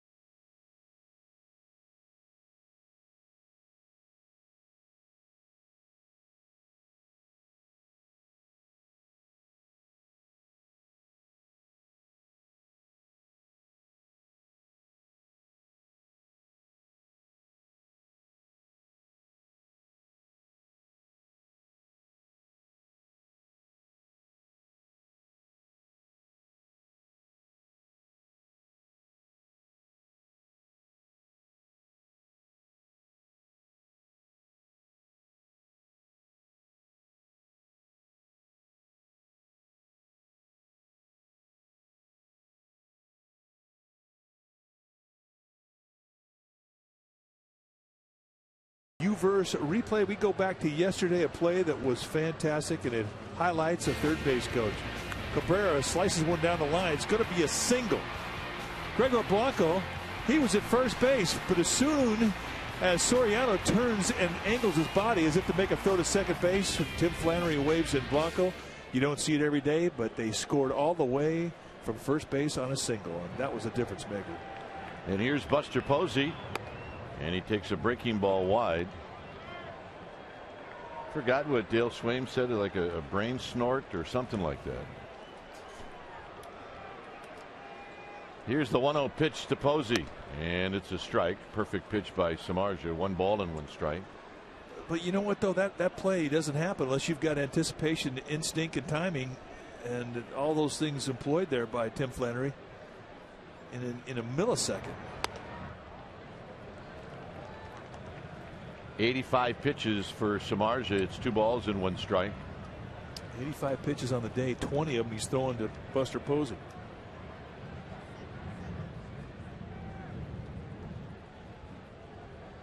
Posey's walked twice.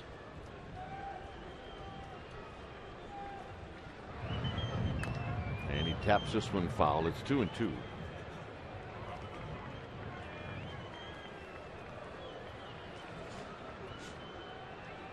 Bust a move, Posey, sign says.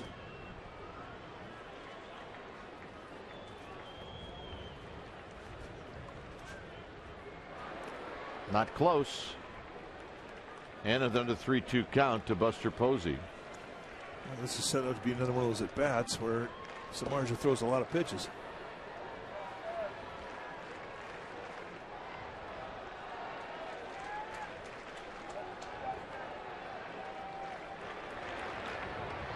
And he walked him for the 3rd time.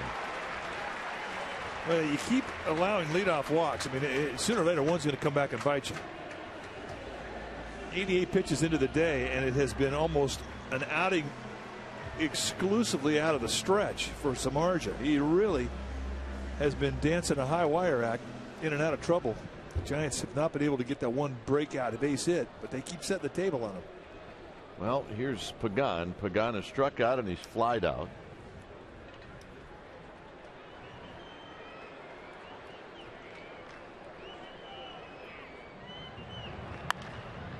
Out of play down the left field line. Now we're seeing some people move down that right field line to the bullpen.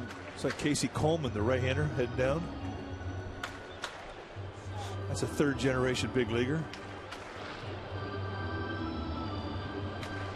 His dad, Joe Coleman, used to be with the Tigers and the Cubs. Nice play, Clevenger.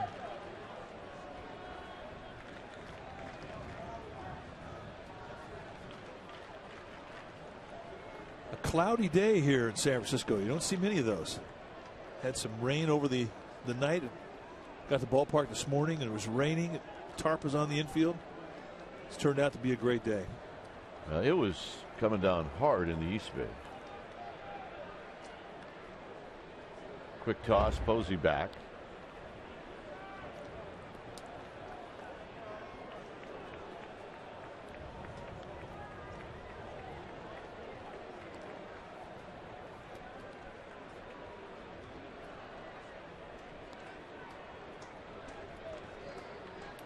Pagan waiting patiently. Samardzija now ready, and the 1-1 pitch is driven into right field. A base hit.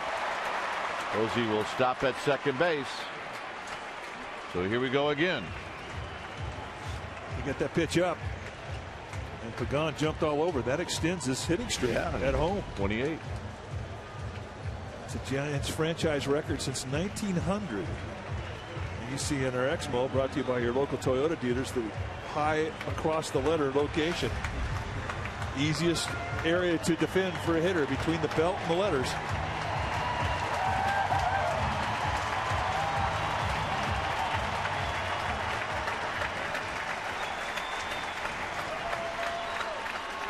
Crowd acknowledging Angel Pagan.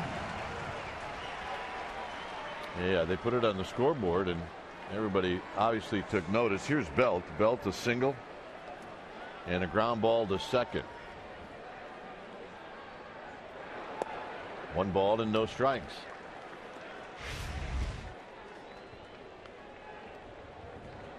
See Mike Donlin from the 05-06.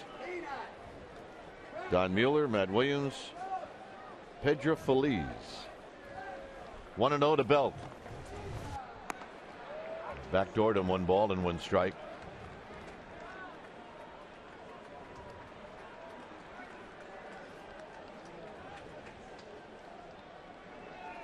Playing a deep set in center field. Respectful of the power of Belt. Clevenger is going to have a word. 93 pitches now for Samardzija. Casey Coleman has given the sign that he's ready down that Cubs bullpen.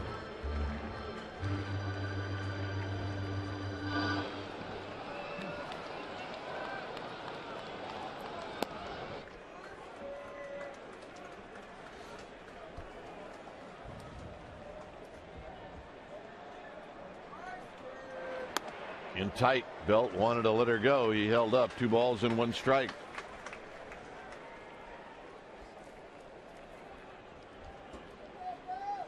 Both teams now with 7 hits.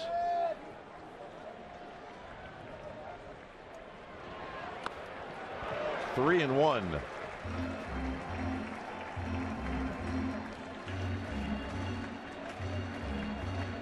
Arias on deck has had 2 good at bats against Samardzija.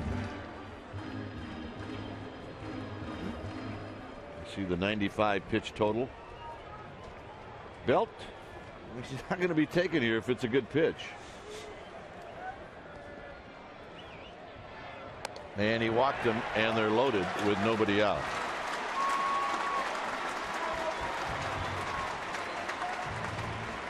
There's only so many times that you could go out there and have a stress inning in the game. Some managers won't let you have more than 2. Others will give you more than 3. But for Samardzija, he's into his 5th stressful inning.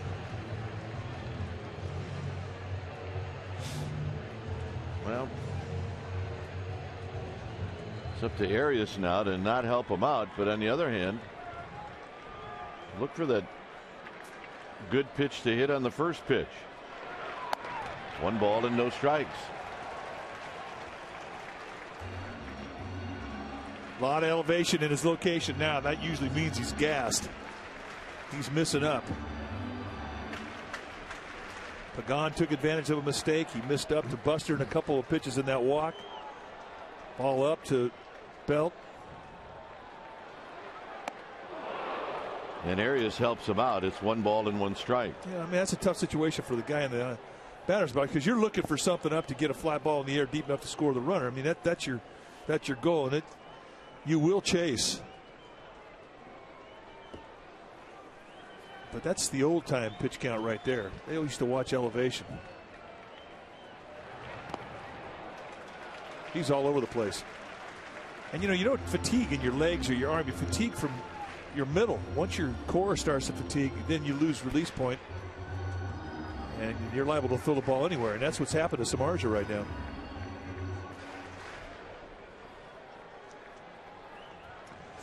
Arias 0 for 5 with the bases loaded this year as a Giant. Lifetime, though, 5 for 16. I mean, he's had pretty good numbers prior to this year. Softly hit. 1 out.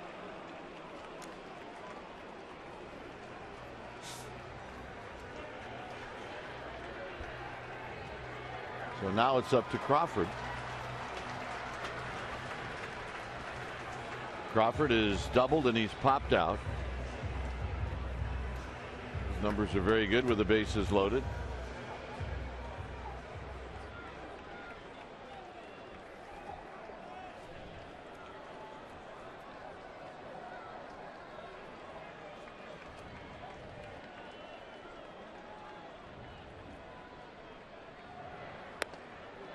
No balls and 1 strike.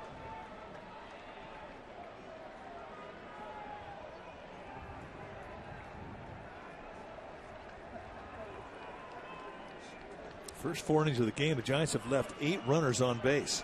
And here they are again with the bases loaded. And that's foul, and Crawford will have to get new lumber, and it's 0-2. Hey, Willie Mays and Will Clark are here. Or is that Jack Clark? Well, Ryan Sandberg sitting right in front of him. Yeah. You never know who you're going to see at the yard. Willie Mays, a big Panda fan. He's just trying to go incognito. Well, Crawford in the hole.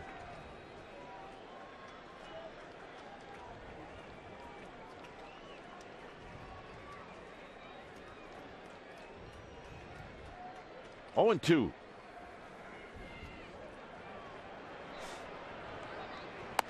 One ball and 2 strikes on the high fastball.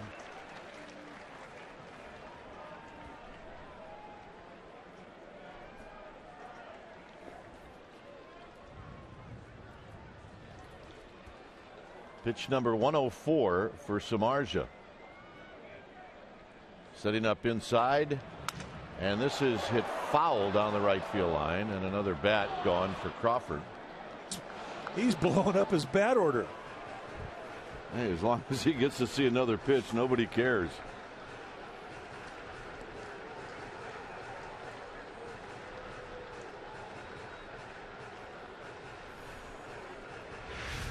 All right, runs it right up the bat, and watch this bat explode. You know what kind that is, don't you? I have an idea. What is it? The maple kind. Yeah.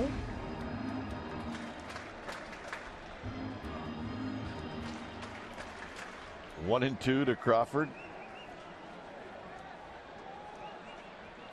New lumber. Same count. Bases loaded. Giants down by a run. Out of play. Well, his last pitch is at 95. One thing we've learned about Jeff Samardzija today is that he will compete. And compete he is doing.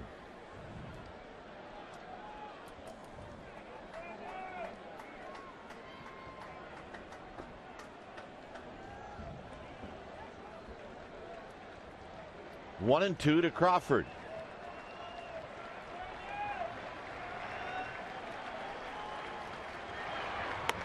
In tight.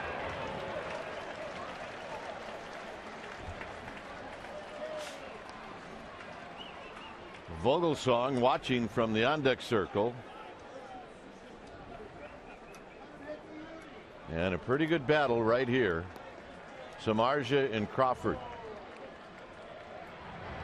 On the ground, maybe a pair. That's one, and that's all they'll get. Castro forgot how many outs there were. Unbelievable. That is unforgivable. It would have been an inning-ending double play. Instead, this game is tied.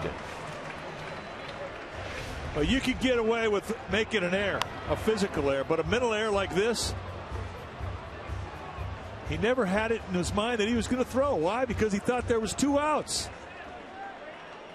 I mean, they got a chance to complete this pair and get out of the inning. As it is, the Giants, they score, they tie, and now this inning can keep going. Samardzija can't believe it. I don't blame him. An RBI for Crawford is Vogelsong. Swings and misses.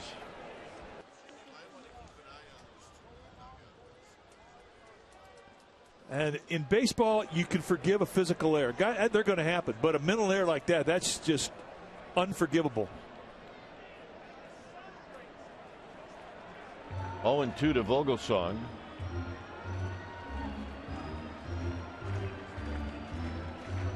Well,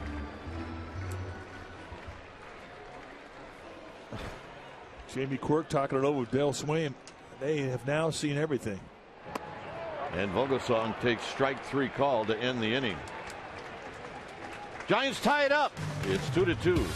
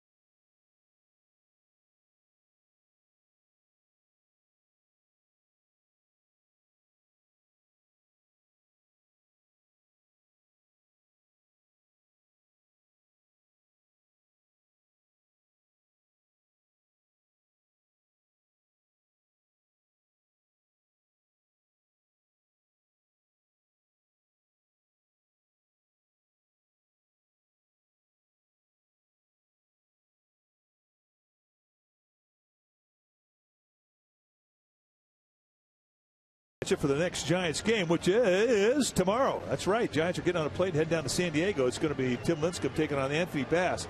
And the thing that's amazing about this start is Anthony Bass has structured his motion to be like that of Tim Lincecum. Yeah. So check us out right here on Comcast Sportsnet Bay Area tomorrow night at 6:30 for Giants pregame live before we bring game 1 of that 3-game series in San Diego. That's our Chevron pitching matchup. Well, it's a 2-2 ball game. 6th inning.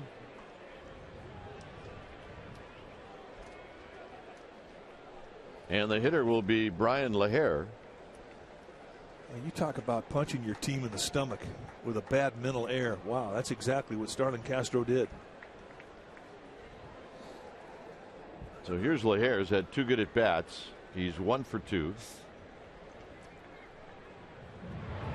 His out off of Vogelsong was a line drive to Pagan in center field.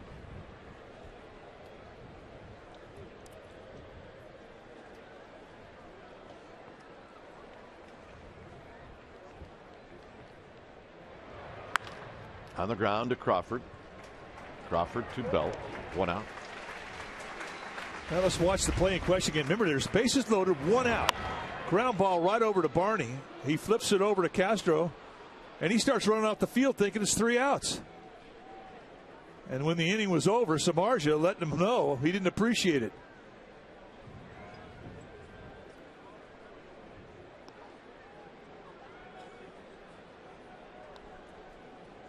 So here's Stewart.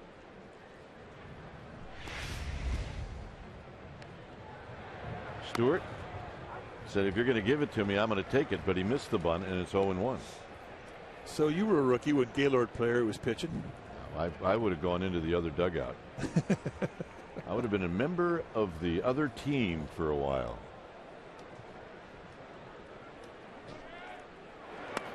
And a strike to Stewart to make it 0-2.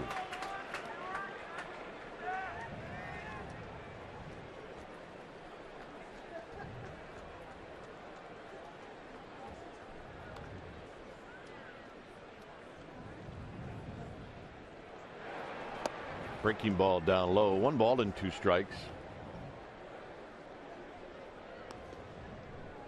You know, there always has been a little bit of concern about Starlin Castro and his concentration level. Swing and a miss. Stewart is OUT. And if it's going to happen, Mike, it's going to happen in games like this where there's a ton of pitches and a ton of base runners, and that's not an excuse. But the mind starts to wander a little bit, and that's what happened. Well, Castro is 22 years old. He's already got, what, 2 years in the big leagues? There's a strike to Darwin Barney.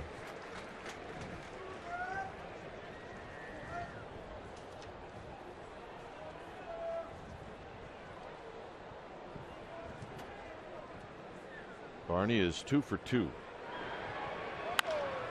Work for Crawford. And a nice inning for Vogelsong. 2 years. It'll be the top of the order coming up.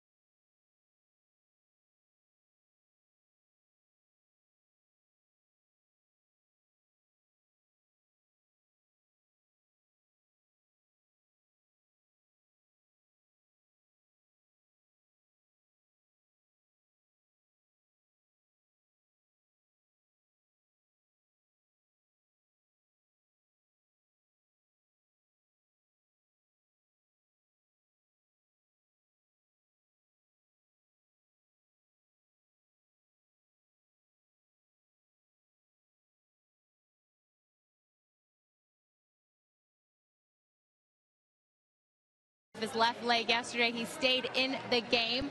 I checked on him today in the clubhouse. He's a little swollen, a little tight, but he has a huge sense of humor, gentlemen. He came up into the dugout earlier before the game and was messing around with Will Clark. He put on a full-length catcher's shin guard, and he said, "This is it. I'm ready to go, and this is how I'm going to bat from now on." He let me take a picture, and I put it up on Twitter. You can check it out at Amy G Giants. Gentlemen. Well, this is what happened yesterday. 1, and then 2, and then we're not even going to throw you 3, where he almost got hit on the foot on the next pitch, and then he ended up hit a fly ball to center field.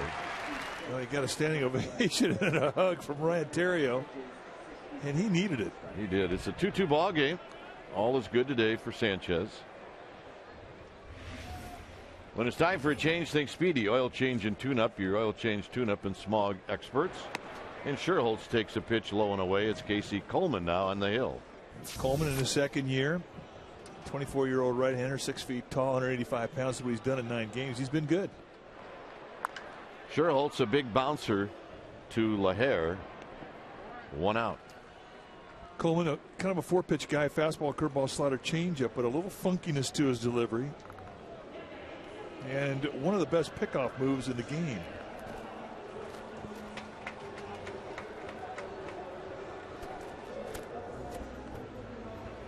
So here's Theriot.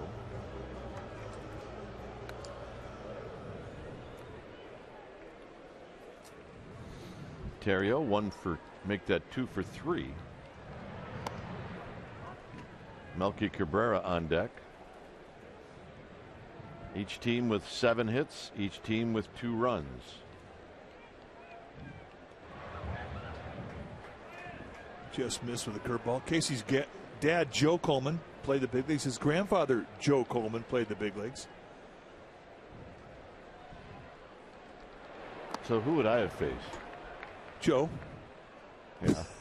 Yeah. Well, Joe Coleman, I mean, I played with him. He was a member of one of the Cubs teams that I played on, and he was a fixture. He was an all-star with the Tigers. So Casey's dad is who you played with and I would have hit against. Yeah, I was going to say I played with his dad. You could have played against his grandpa, but I didn't think that would fly. Stole your thunder. Look out. 2-2.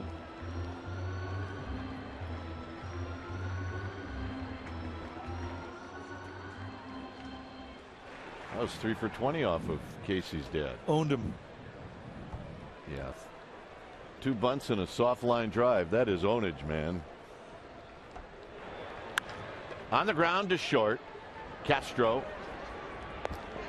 Got him. Fans want to be here in person for the next Giants game. Just head to StubHub, where it's easy to find the seats you want.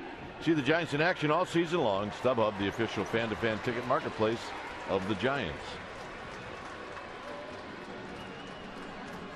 Here's Melky Cabrera, who takes an 0 for 3 into this at bat. Now, Casey Coleman, whose grandfather and father played the big leagues. I mean, you think now he's single, but do you think there's any pressure on this guy's kid when he decides to get married, settle down, have a few? Absolutely.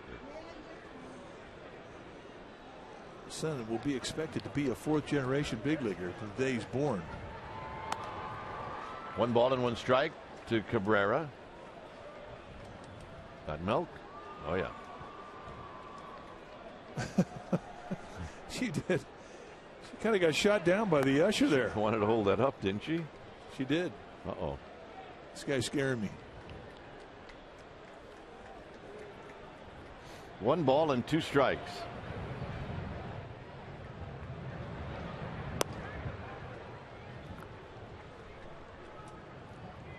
Buster Posey to follow.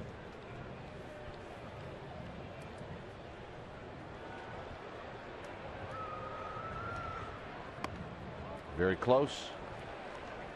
And it's 3-2. Cubs have been trying to pitch on that side of the plate in this series against Melky Cabrera. A lot of inside.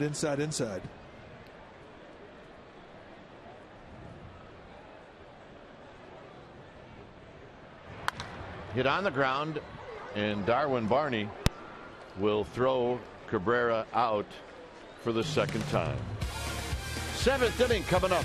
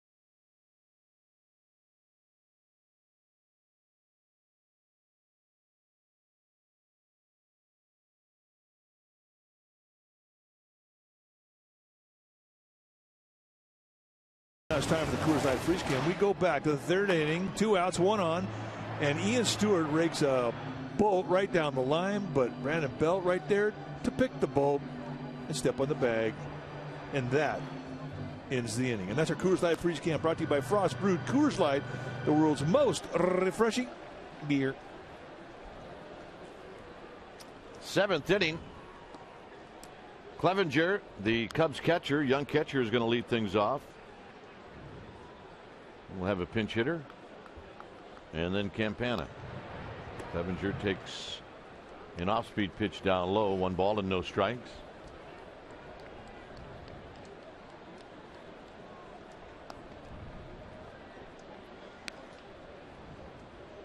Two runs, 7 hits, and no errors for both teams. Curveball, and it flops in for a strike, and that evens the count at 1 ball and 1 strike. Carlos Marmol now starting to get greased up in the Cubs pen.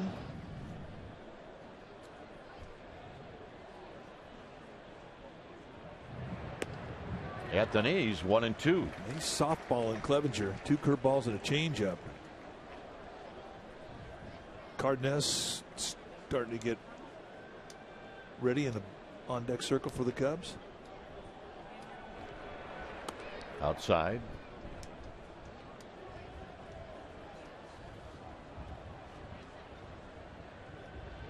Two balls, 2 strikes. This will be pitch number 90 for Vogelsong here in the 7th inning.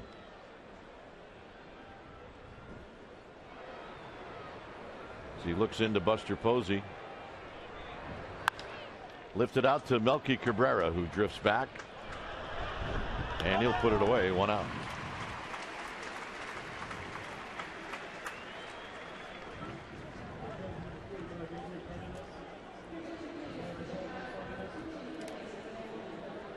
Adrian Cardenas is going to pinch hit.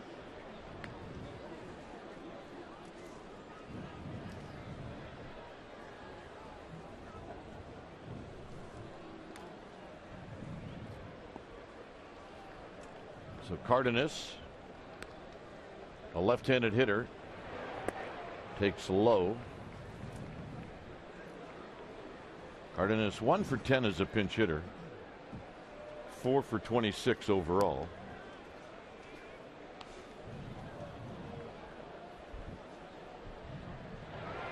And he fouls this one back. In at third is Arias. This is the 10th start for Ryan Vogelsong, and he has gone into the 7th or 8th inning in every one of his starts. He's been as steady as you could be. And that's the reputation you want to get as a starter. Steady, consistent, innings eater, and that's what Vogelsong is.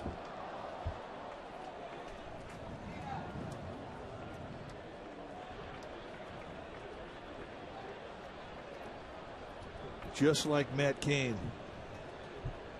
Barry Zito has been an innings eater this year. 1-2 pitch to Cardenas is up high.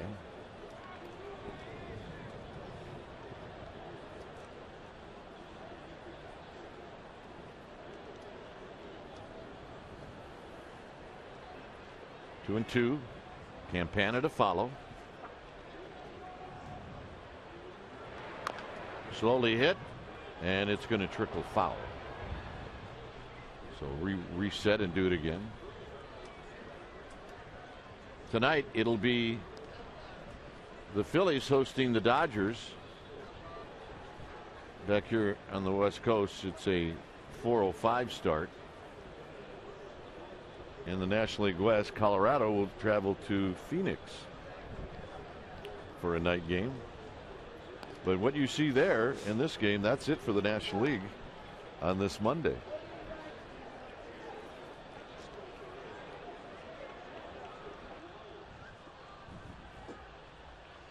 Two balls and 2 strikes.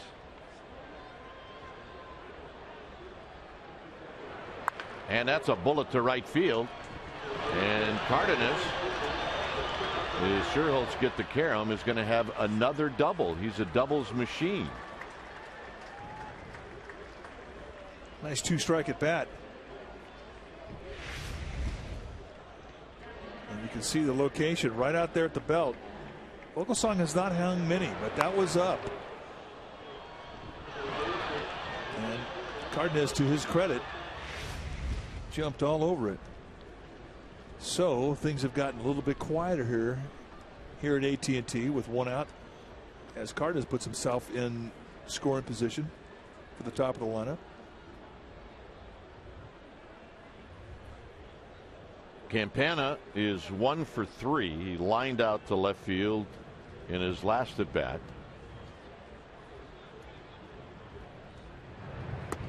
And he takes a strike.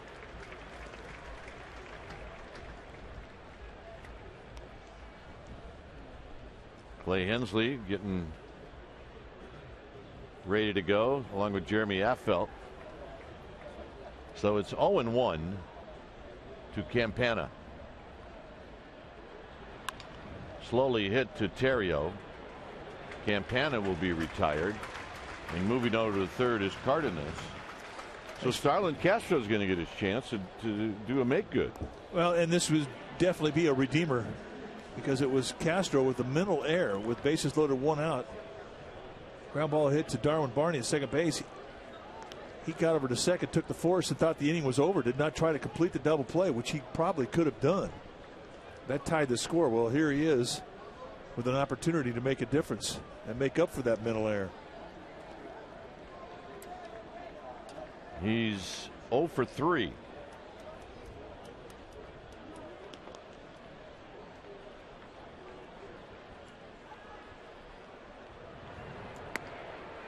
No balls and 1 strike. Oh, and that's a perfect 0-1 pitch. I mean, it's one thing to flop a curveball up there and steal a strike, but you know, you get into the later part of the game where you've had a hitter face you 3 times. You better put some location on that first pitch breaking ball, and that was perfect.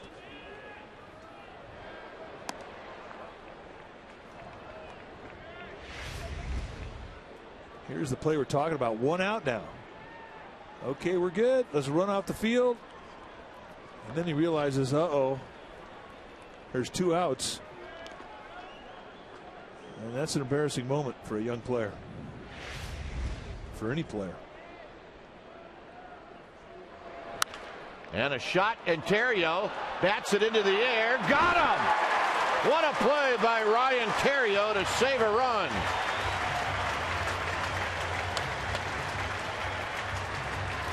Yes, the defense is back. It remains a 2-2 ball game.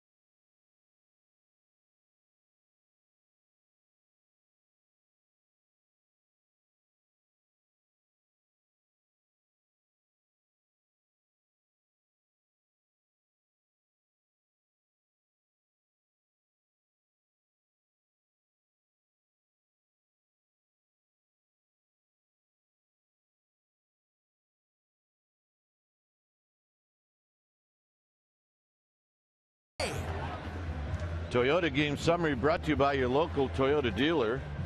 You see Barney's got a couple of singles. Samardzija, even though he threw a lot of pitches, he managed to get outs when he had to. Crawford's got a couple of RBIs, and Vogelsong has really done a nice job. He's thrown 101 pitches. When it's time for a change, think Speedy Oil Change and Tune Up, your oil change tune-up and Smog experts. Carlos Marmol now the pitcher for the Cubs, the closer that was banished down the ladder of the bullpen, is now trying to work his way back into the favor of Del Swain. Marmol's got great stuff. I mean, he'll throw mid-90s fastballs with a nasty slider. A lot of herky jerk, hides the ball well, a lot of funkiness to his delivery. 2-0 to Buster Posey. Buster today has walked 3 times. It's also the 3rd time in this game where he's led off an inning.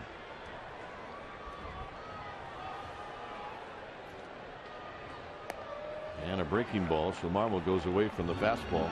It's 2-1. That's one of the things that has dogged Marmol, though. I mean, his control has been problematic. In 14 of the 3rd innings, he's walked 18. That's way too many. And that pitch not close. It's 3-1. If you're going to be a closer, number one, you got to know where the strike zone is, and you got to be able to be reliable. I mean, he's still got the stuff. In fact, I think he's got better fastball now than we've seen the last year and a half.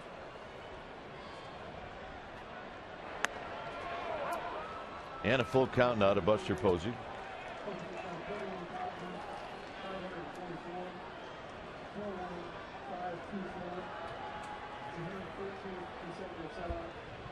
Three and two. Here it is to Posey, and he walked him. First time in his career, Buster Posey has walked 4 times in a game.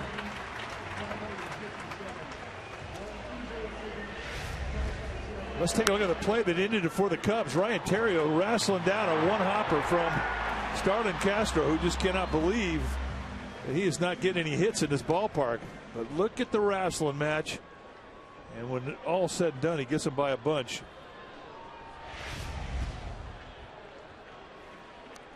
All right, here's Pagan, who singled in the 5th. And he takes a breaking ball for a ball. 1 ball and no strikes.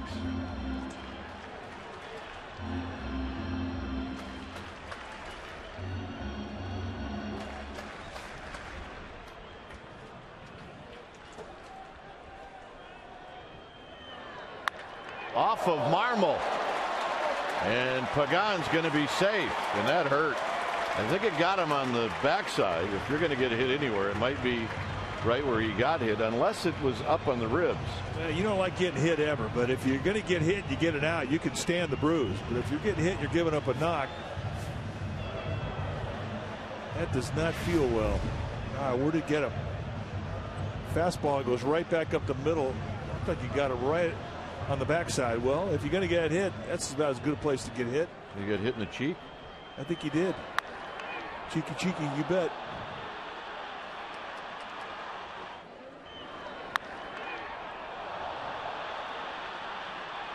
Well, it may have been a break. I mean, had that ball gone up the middle, Posey may have had a chance to go to 3rd. They don't have much arm out with Campana at center. He's a pie thrower. The one thing the Giants or the Cubs don't really have a good thrower out in the outfield.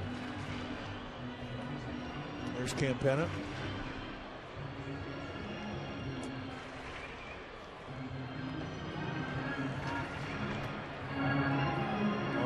Taking a throw here. I can't believe he's going to take another one.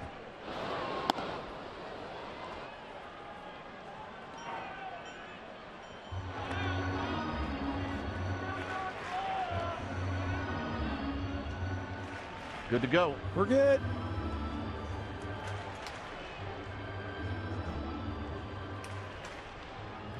So a 2-hit day for Angel Pagan. Here's Belt. Belt is 1 for 2. Similar situation in the 5th inning with Giants runners at 1st and 2nd. Belt drew a walk against Samardzija. Here he takes high. 1 ball and no strikes. And no sign of a bunt whatsoever from Belt. The Cubs are going to defend against the bunt. They've got Ian Stewart playing even at the bag at 3rd. It's kind of a lukewarm defense against the bunt, thinking, all right, we'll respect it, but not really play for it hard, and that's kind of where they're at. 2-0. One thing about Belt, he will work you. He's not in any hurry to have his at bat ended. And if you're going to walk him, he'll take it. Not close. 3-0.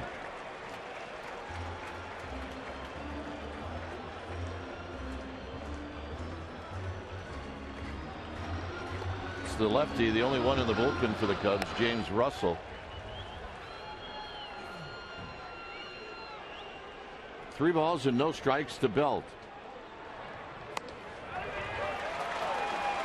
Not close. I mean, I got to believe that Belt in the batter's box had the feeling that he was getting intentionally walked, because those pitches from Marmol were as easy to take as an intentional walk. Arias had a big hit yesterday.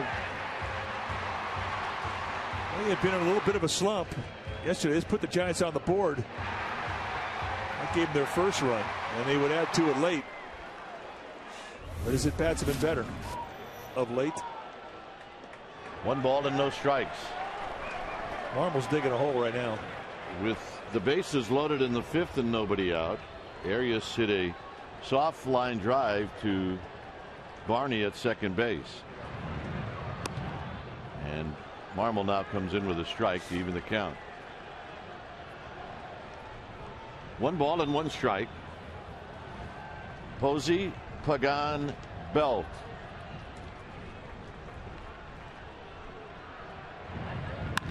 Double play ball. 6-4-3. Coming in to score is Posey, and the Giants take the lead.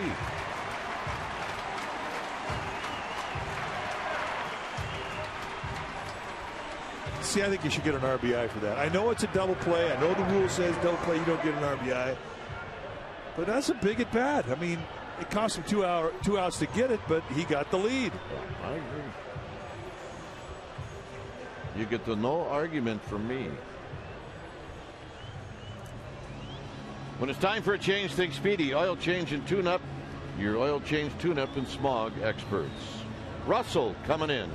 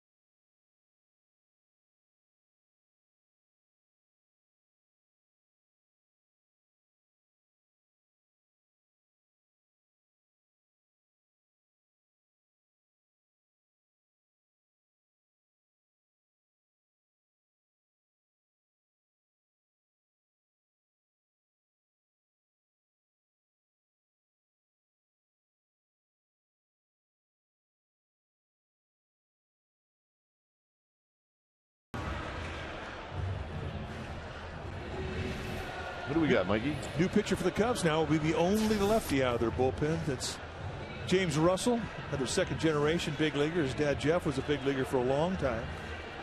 Pitched here in the Bay Area with the A's. 2-0 on the year for James Russell, and this is his 27th appearance.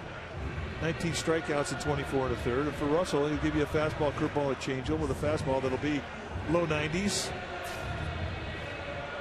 So Del Swaim going with the lefty against lefty here.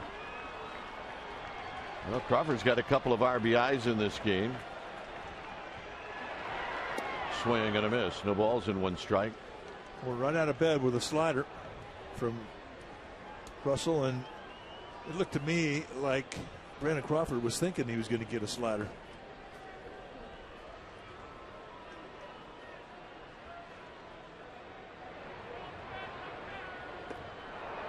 Oh, 0-2. Back-to-back breaking balls to Crawford. And now it's time to dig in.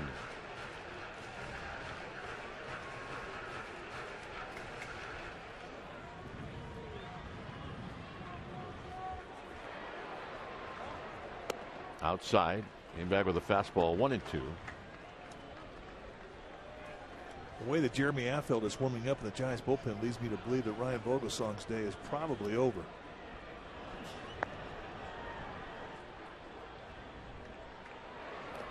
Good take by Crawford, 2-2. Vogelsong, 7 strong innings, 8 hits, a couple of runs allowed, no walks, 3 strikeouts.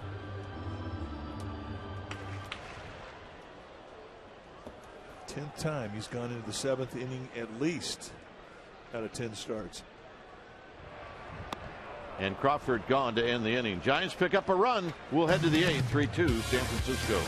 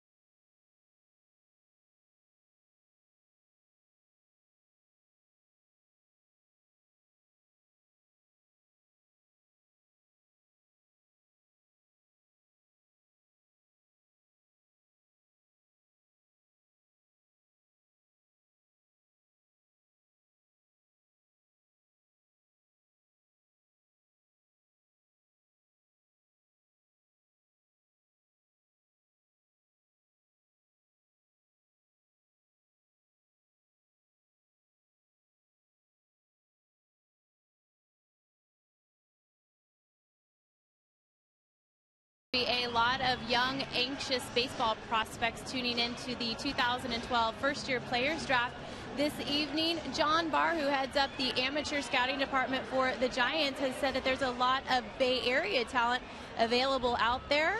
And the Giants will have the 20th pick in the first round. He said it's a matter of when they have to select as if they'll get any, but we put together a nice graphic for you to see who is available out of Northern California. Several guys out of Stanford, St. Mary's, USF, and Menlo School, all representing. Big day for these guys. We wish them all a lot of luck. Dwayne and Mike?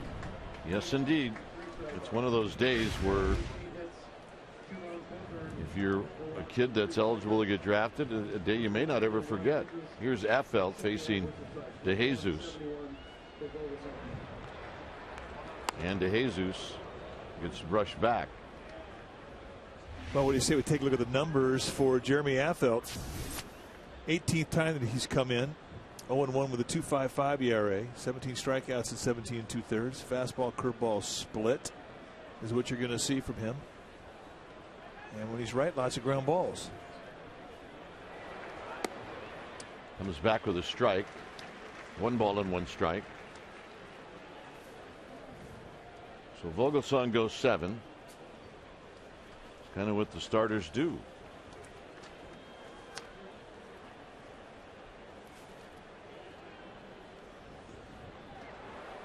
Good breaking ball. 1 ball and 2 strikes. With Alfonso Soriano on deck.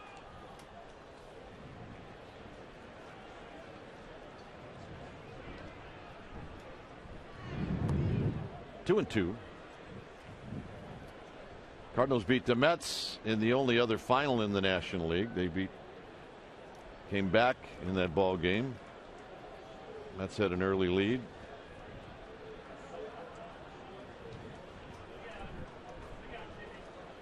Two balls, two strikes.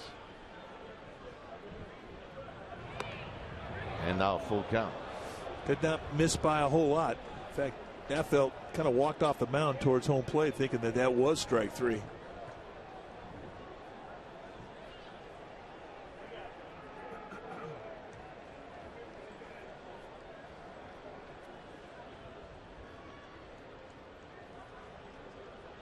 Payoff pitch. And DeJesus just got a piece, so he will see another pitch from Jeremy Affeldt.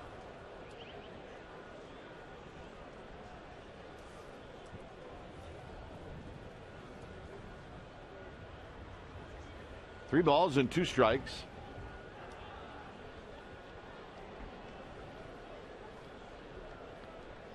Having a little word with himself. Always a nice little dialogue that he'll have.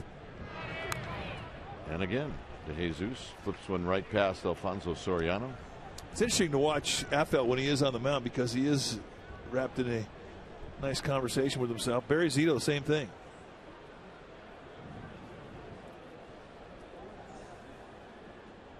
They get into the game talking openly about things to remember, checkpoints in their swing.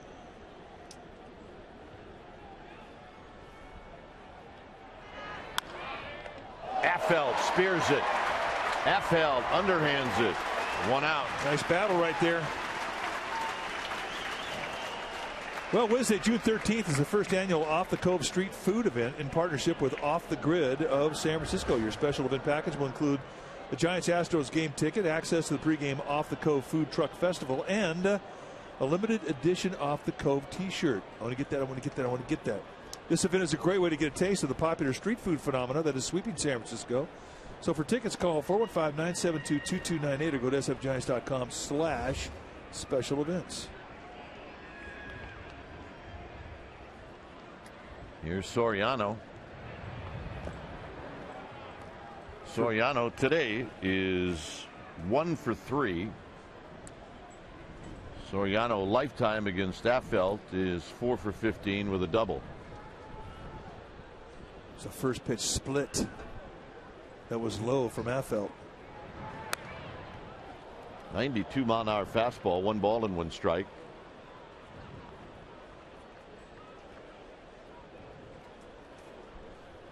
$41,524 watching Clay Hensley get loose. All sellouts on this homestand. 1 and 2. I mean, if you're Soriano, I mean, he does it a lot regardless of what the score, but you're down by 1 late in the game. I mean, he's trying to tie it up. Oh, no question. There'll be no 2-strike adjustment here. He could try and hit one over the Coke bottle.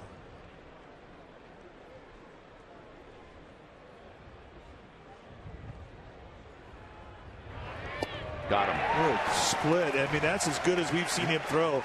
That split finger fastball. And he's throwing about 4 of them today. He's so used to the big curveball being his #1 go-to specialty pitch. But here, split, and it just dies in a swing through see ya. And Alfonso Soriano, you can grab some pine meat. High leg kick. What a powerful swing, though. It's TNT in that barrelhead, no question. Here's Laher, who's 1 for 3. And he watches that breaking ball start out at his right shoulder and end up a strike. Yeah, if you're a left-handed hitter taking your first at bat against Jeremy Affeldt, he's got his curveball working. That's a rough at bat. It's a rough at bat if you've seen him 10 times. And that's rolled foul. It's 0 and 2.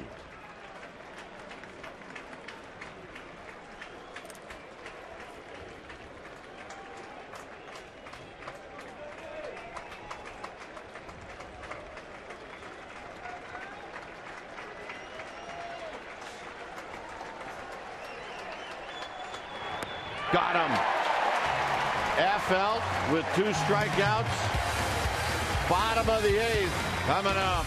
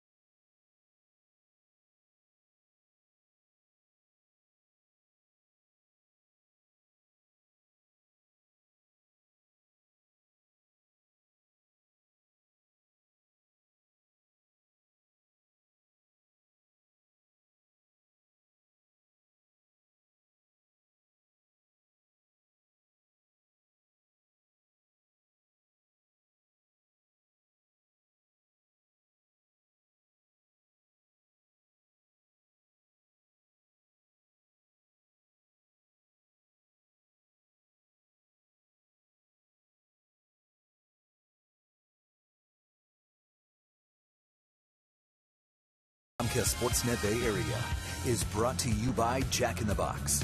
Right now at Jack in the Box, you can try the new Chipotle Chicken Club. Make it a combo with fries and a drink.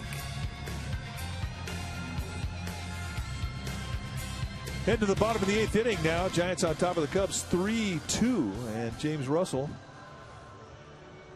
getting ready to pitch hit another inning. Buster Posey, last Giants to walk 4 times in a game, well, was Dave Rader back in July 19th, 1975.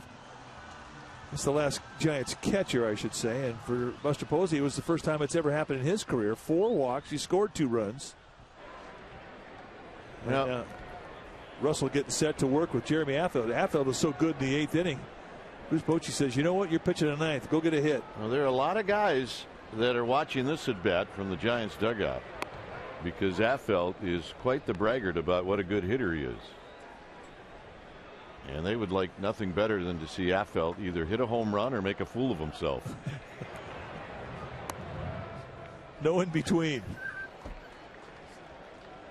Yeah, they definitely have the dugout's attention in this at bat, and they should. He may whistle a few line drives in there before this is all through. Yeah. Affeldt line shot foul down the left field line.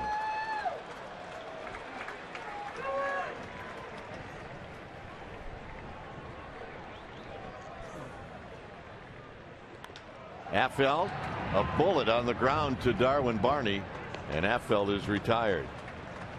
Actually, you know what? That was a pretty good at bat. I'm impressed. He hit a breaking ball. There was an at bat he had last year where somebody threw a left-handed breaking ball at him and he broke down like he'd never seen it before, and he lost all credibility. But he got a little back. That was a good at bat.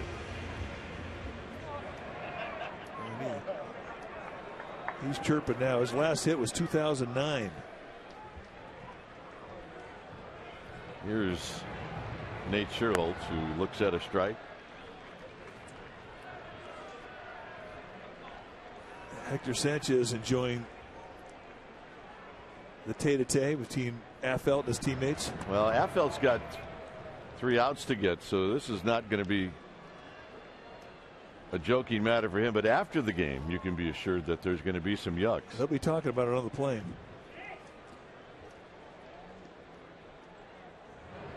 Sherholtz hits one high and foul down the left field line.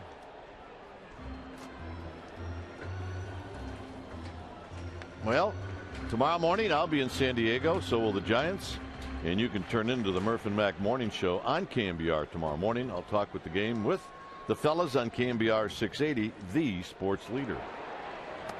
And Affeldt way out in front. He goes down. 2 outs. And here's Terrio. I meant Sherholtz. Affeldt would be the first to tell you that he put the ball in play. Yeah, now a couple things have to happen before this good natured ribbing is going to go off. As Del Swain comes out, we're going to see another pitcher change. Giants have to win. They can win, get on the bus and get on the plane, then you're going to see some fun. When it's time for a change, think Speedy. Oil change and tune-up. Your oil change tune-up and smog experts. We'll be back.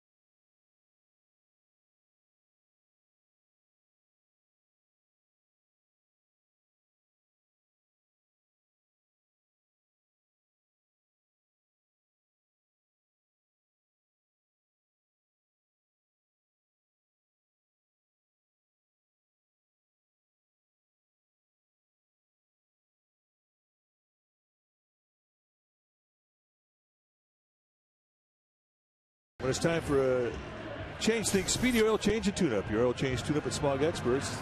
And there you see Cincio, who the Cubs just picked up from Cleveland.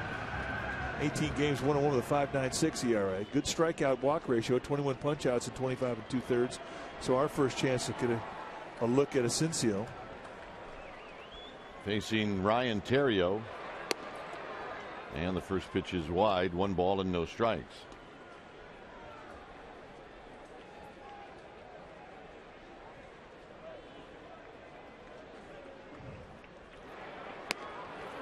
Theriot swings and misses. He's 2 for 4.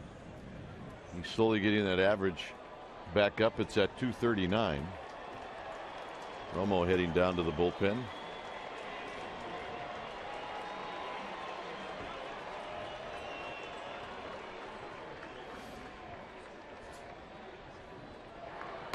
In tight.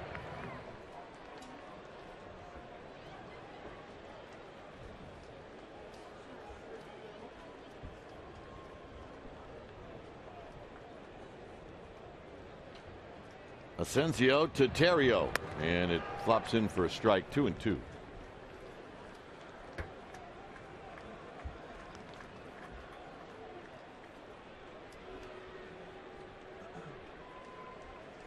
Eight hits for both teams.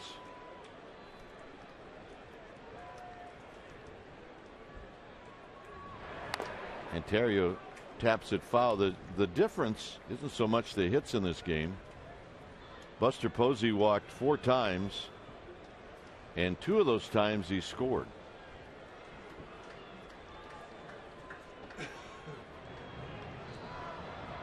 A big mental mistake by Starlin Castro. It looms huge in this game, as it is a 1-run game. And he cost the Cubs a run. Theriot lofts one foul down the right field line. This road trip for the Giants, which will start tomorrow night, only 3 days. And then the Giants come back for 6. So they have a nice period here where they spend some time at home.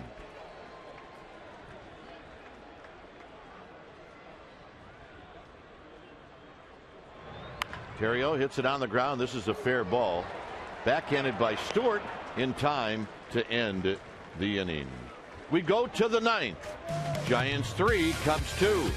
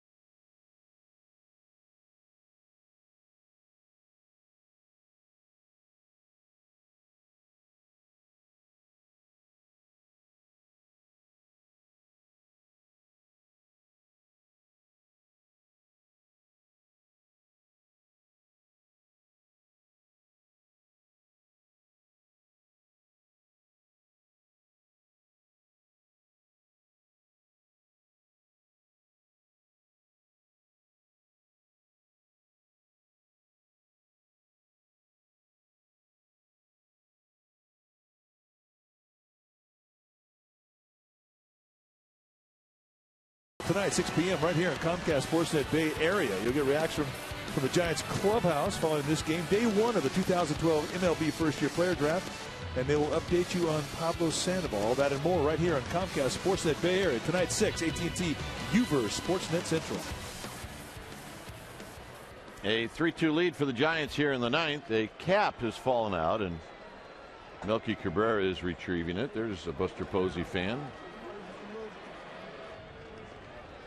So Affeldt to face Ian Stewart.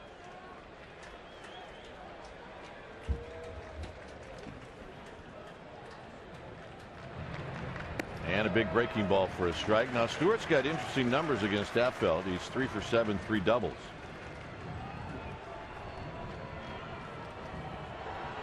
Sergio Romo, Javier Lopez getting ready to go.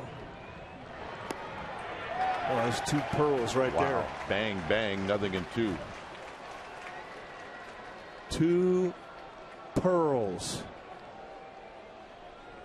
We're talking 2 no-swing curveballs in the strike zone. Those are good ones.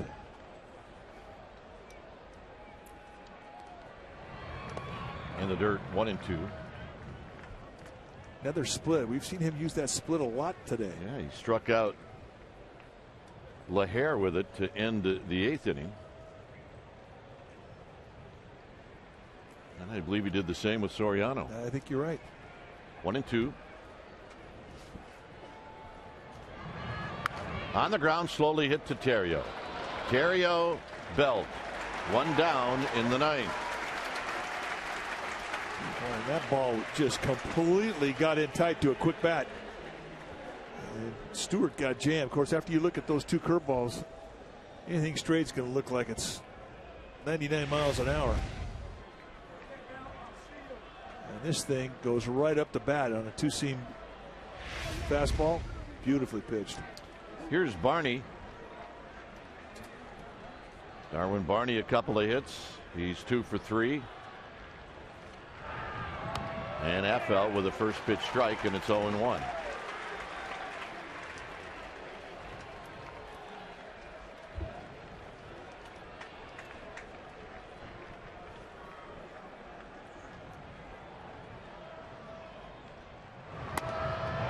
Boy, very close to even the count.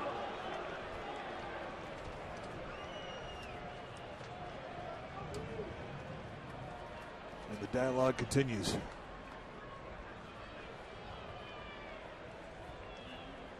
One ball and 1 strike. Down low. Split.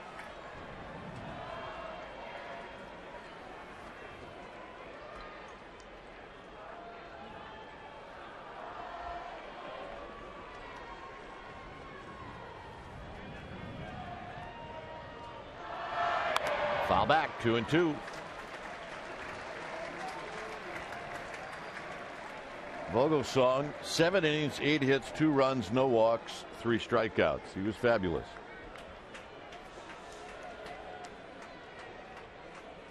That's sort of how we describe his pitching every time he goes out there. He is fabulous. And it's so consistent to give his bullpen a lead, and now they're trying to protect it. Slowly hit Terrio. Terrio, belt. 2 down in the 9th. And that'll bring up Clevenger.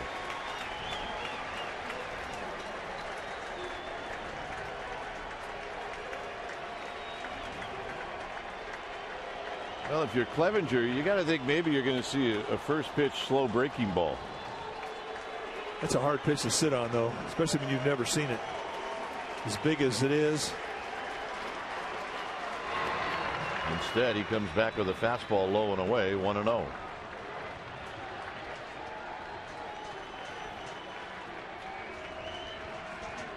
One ball, no strikes.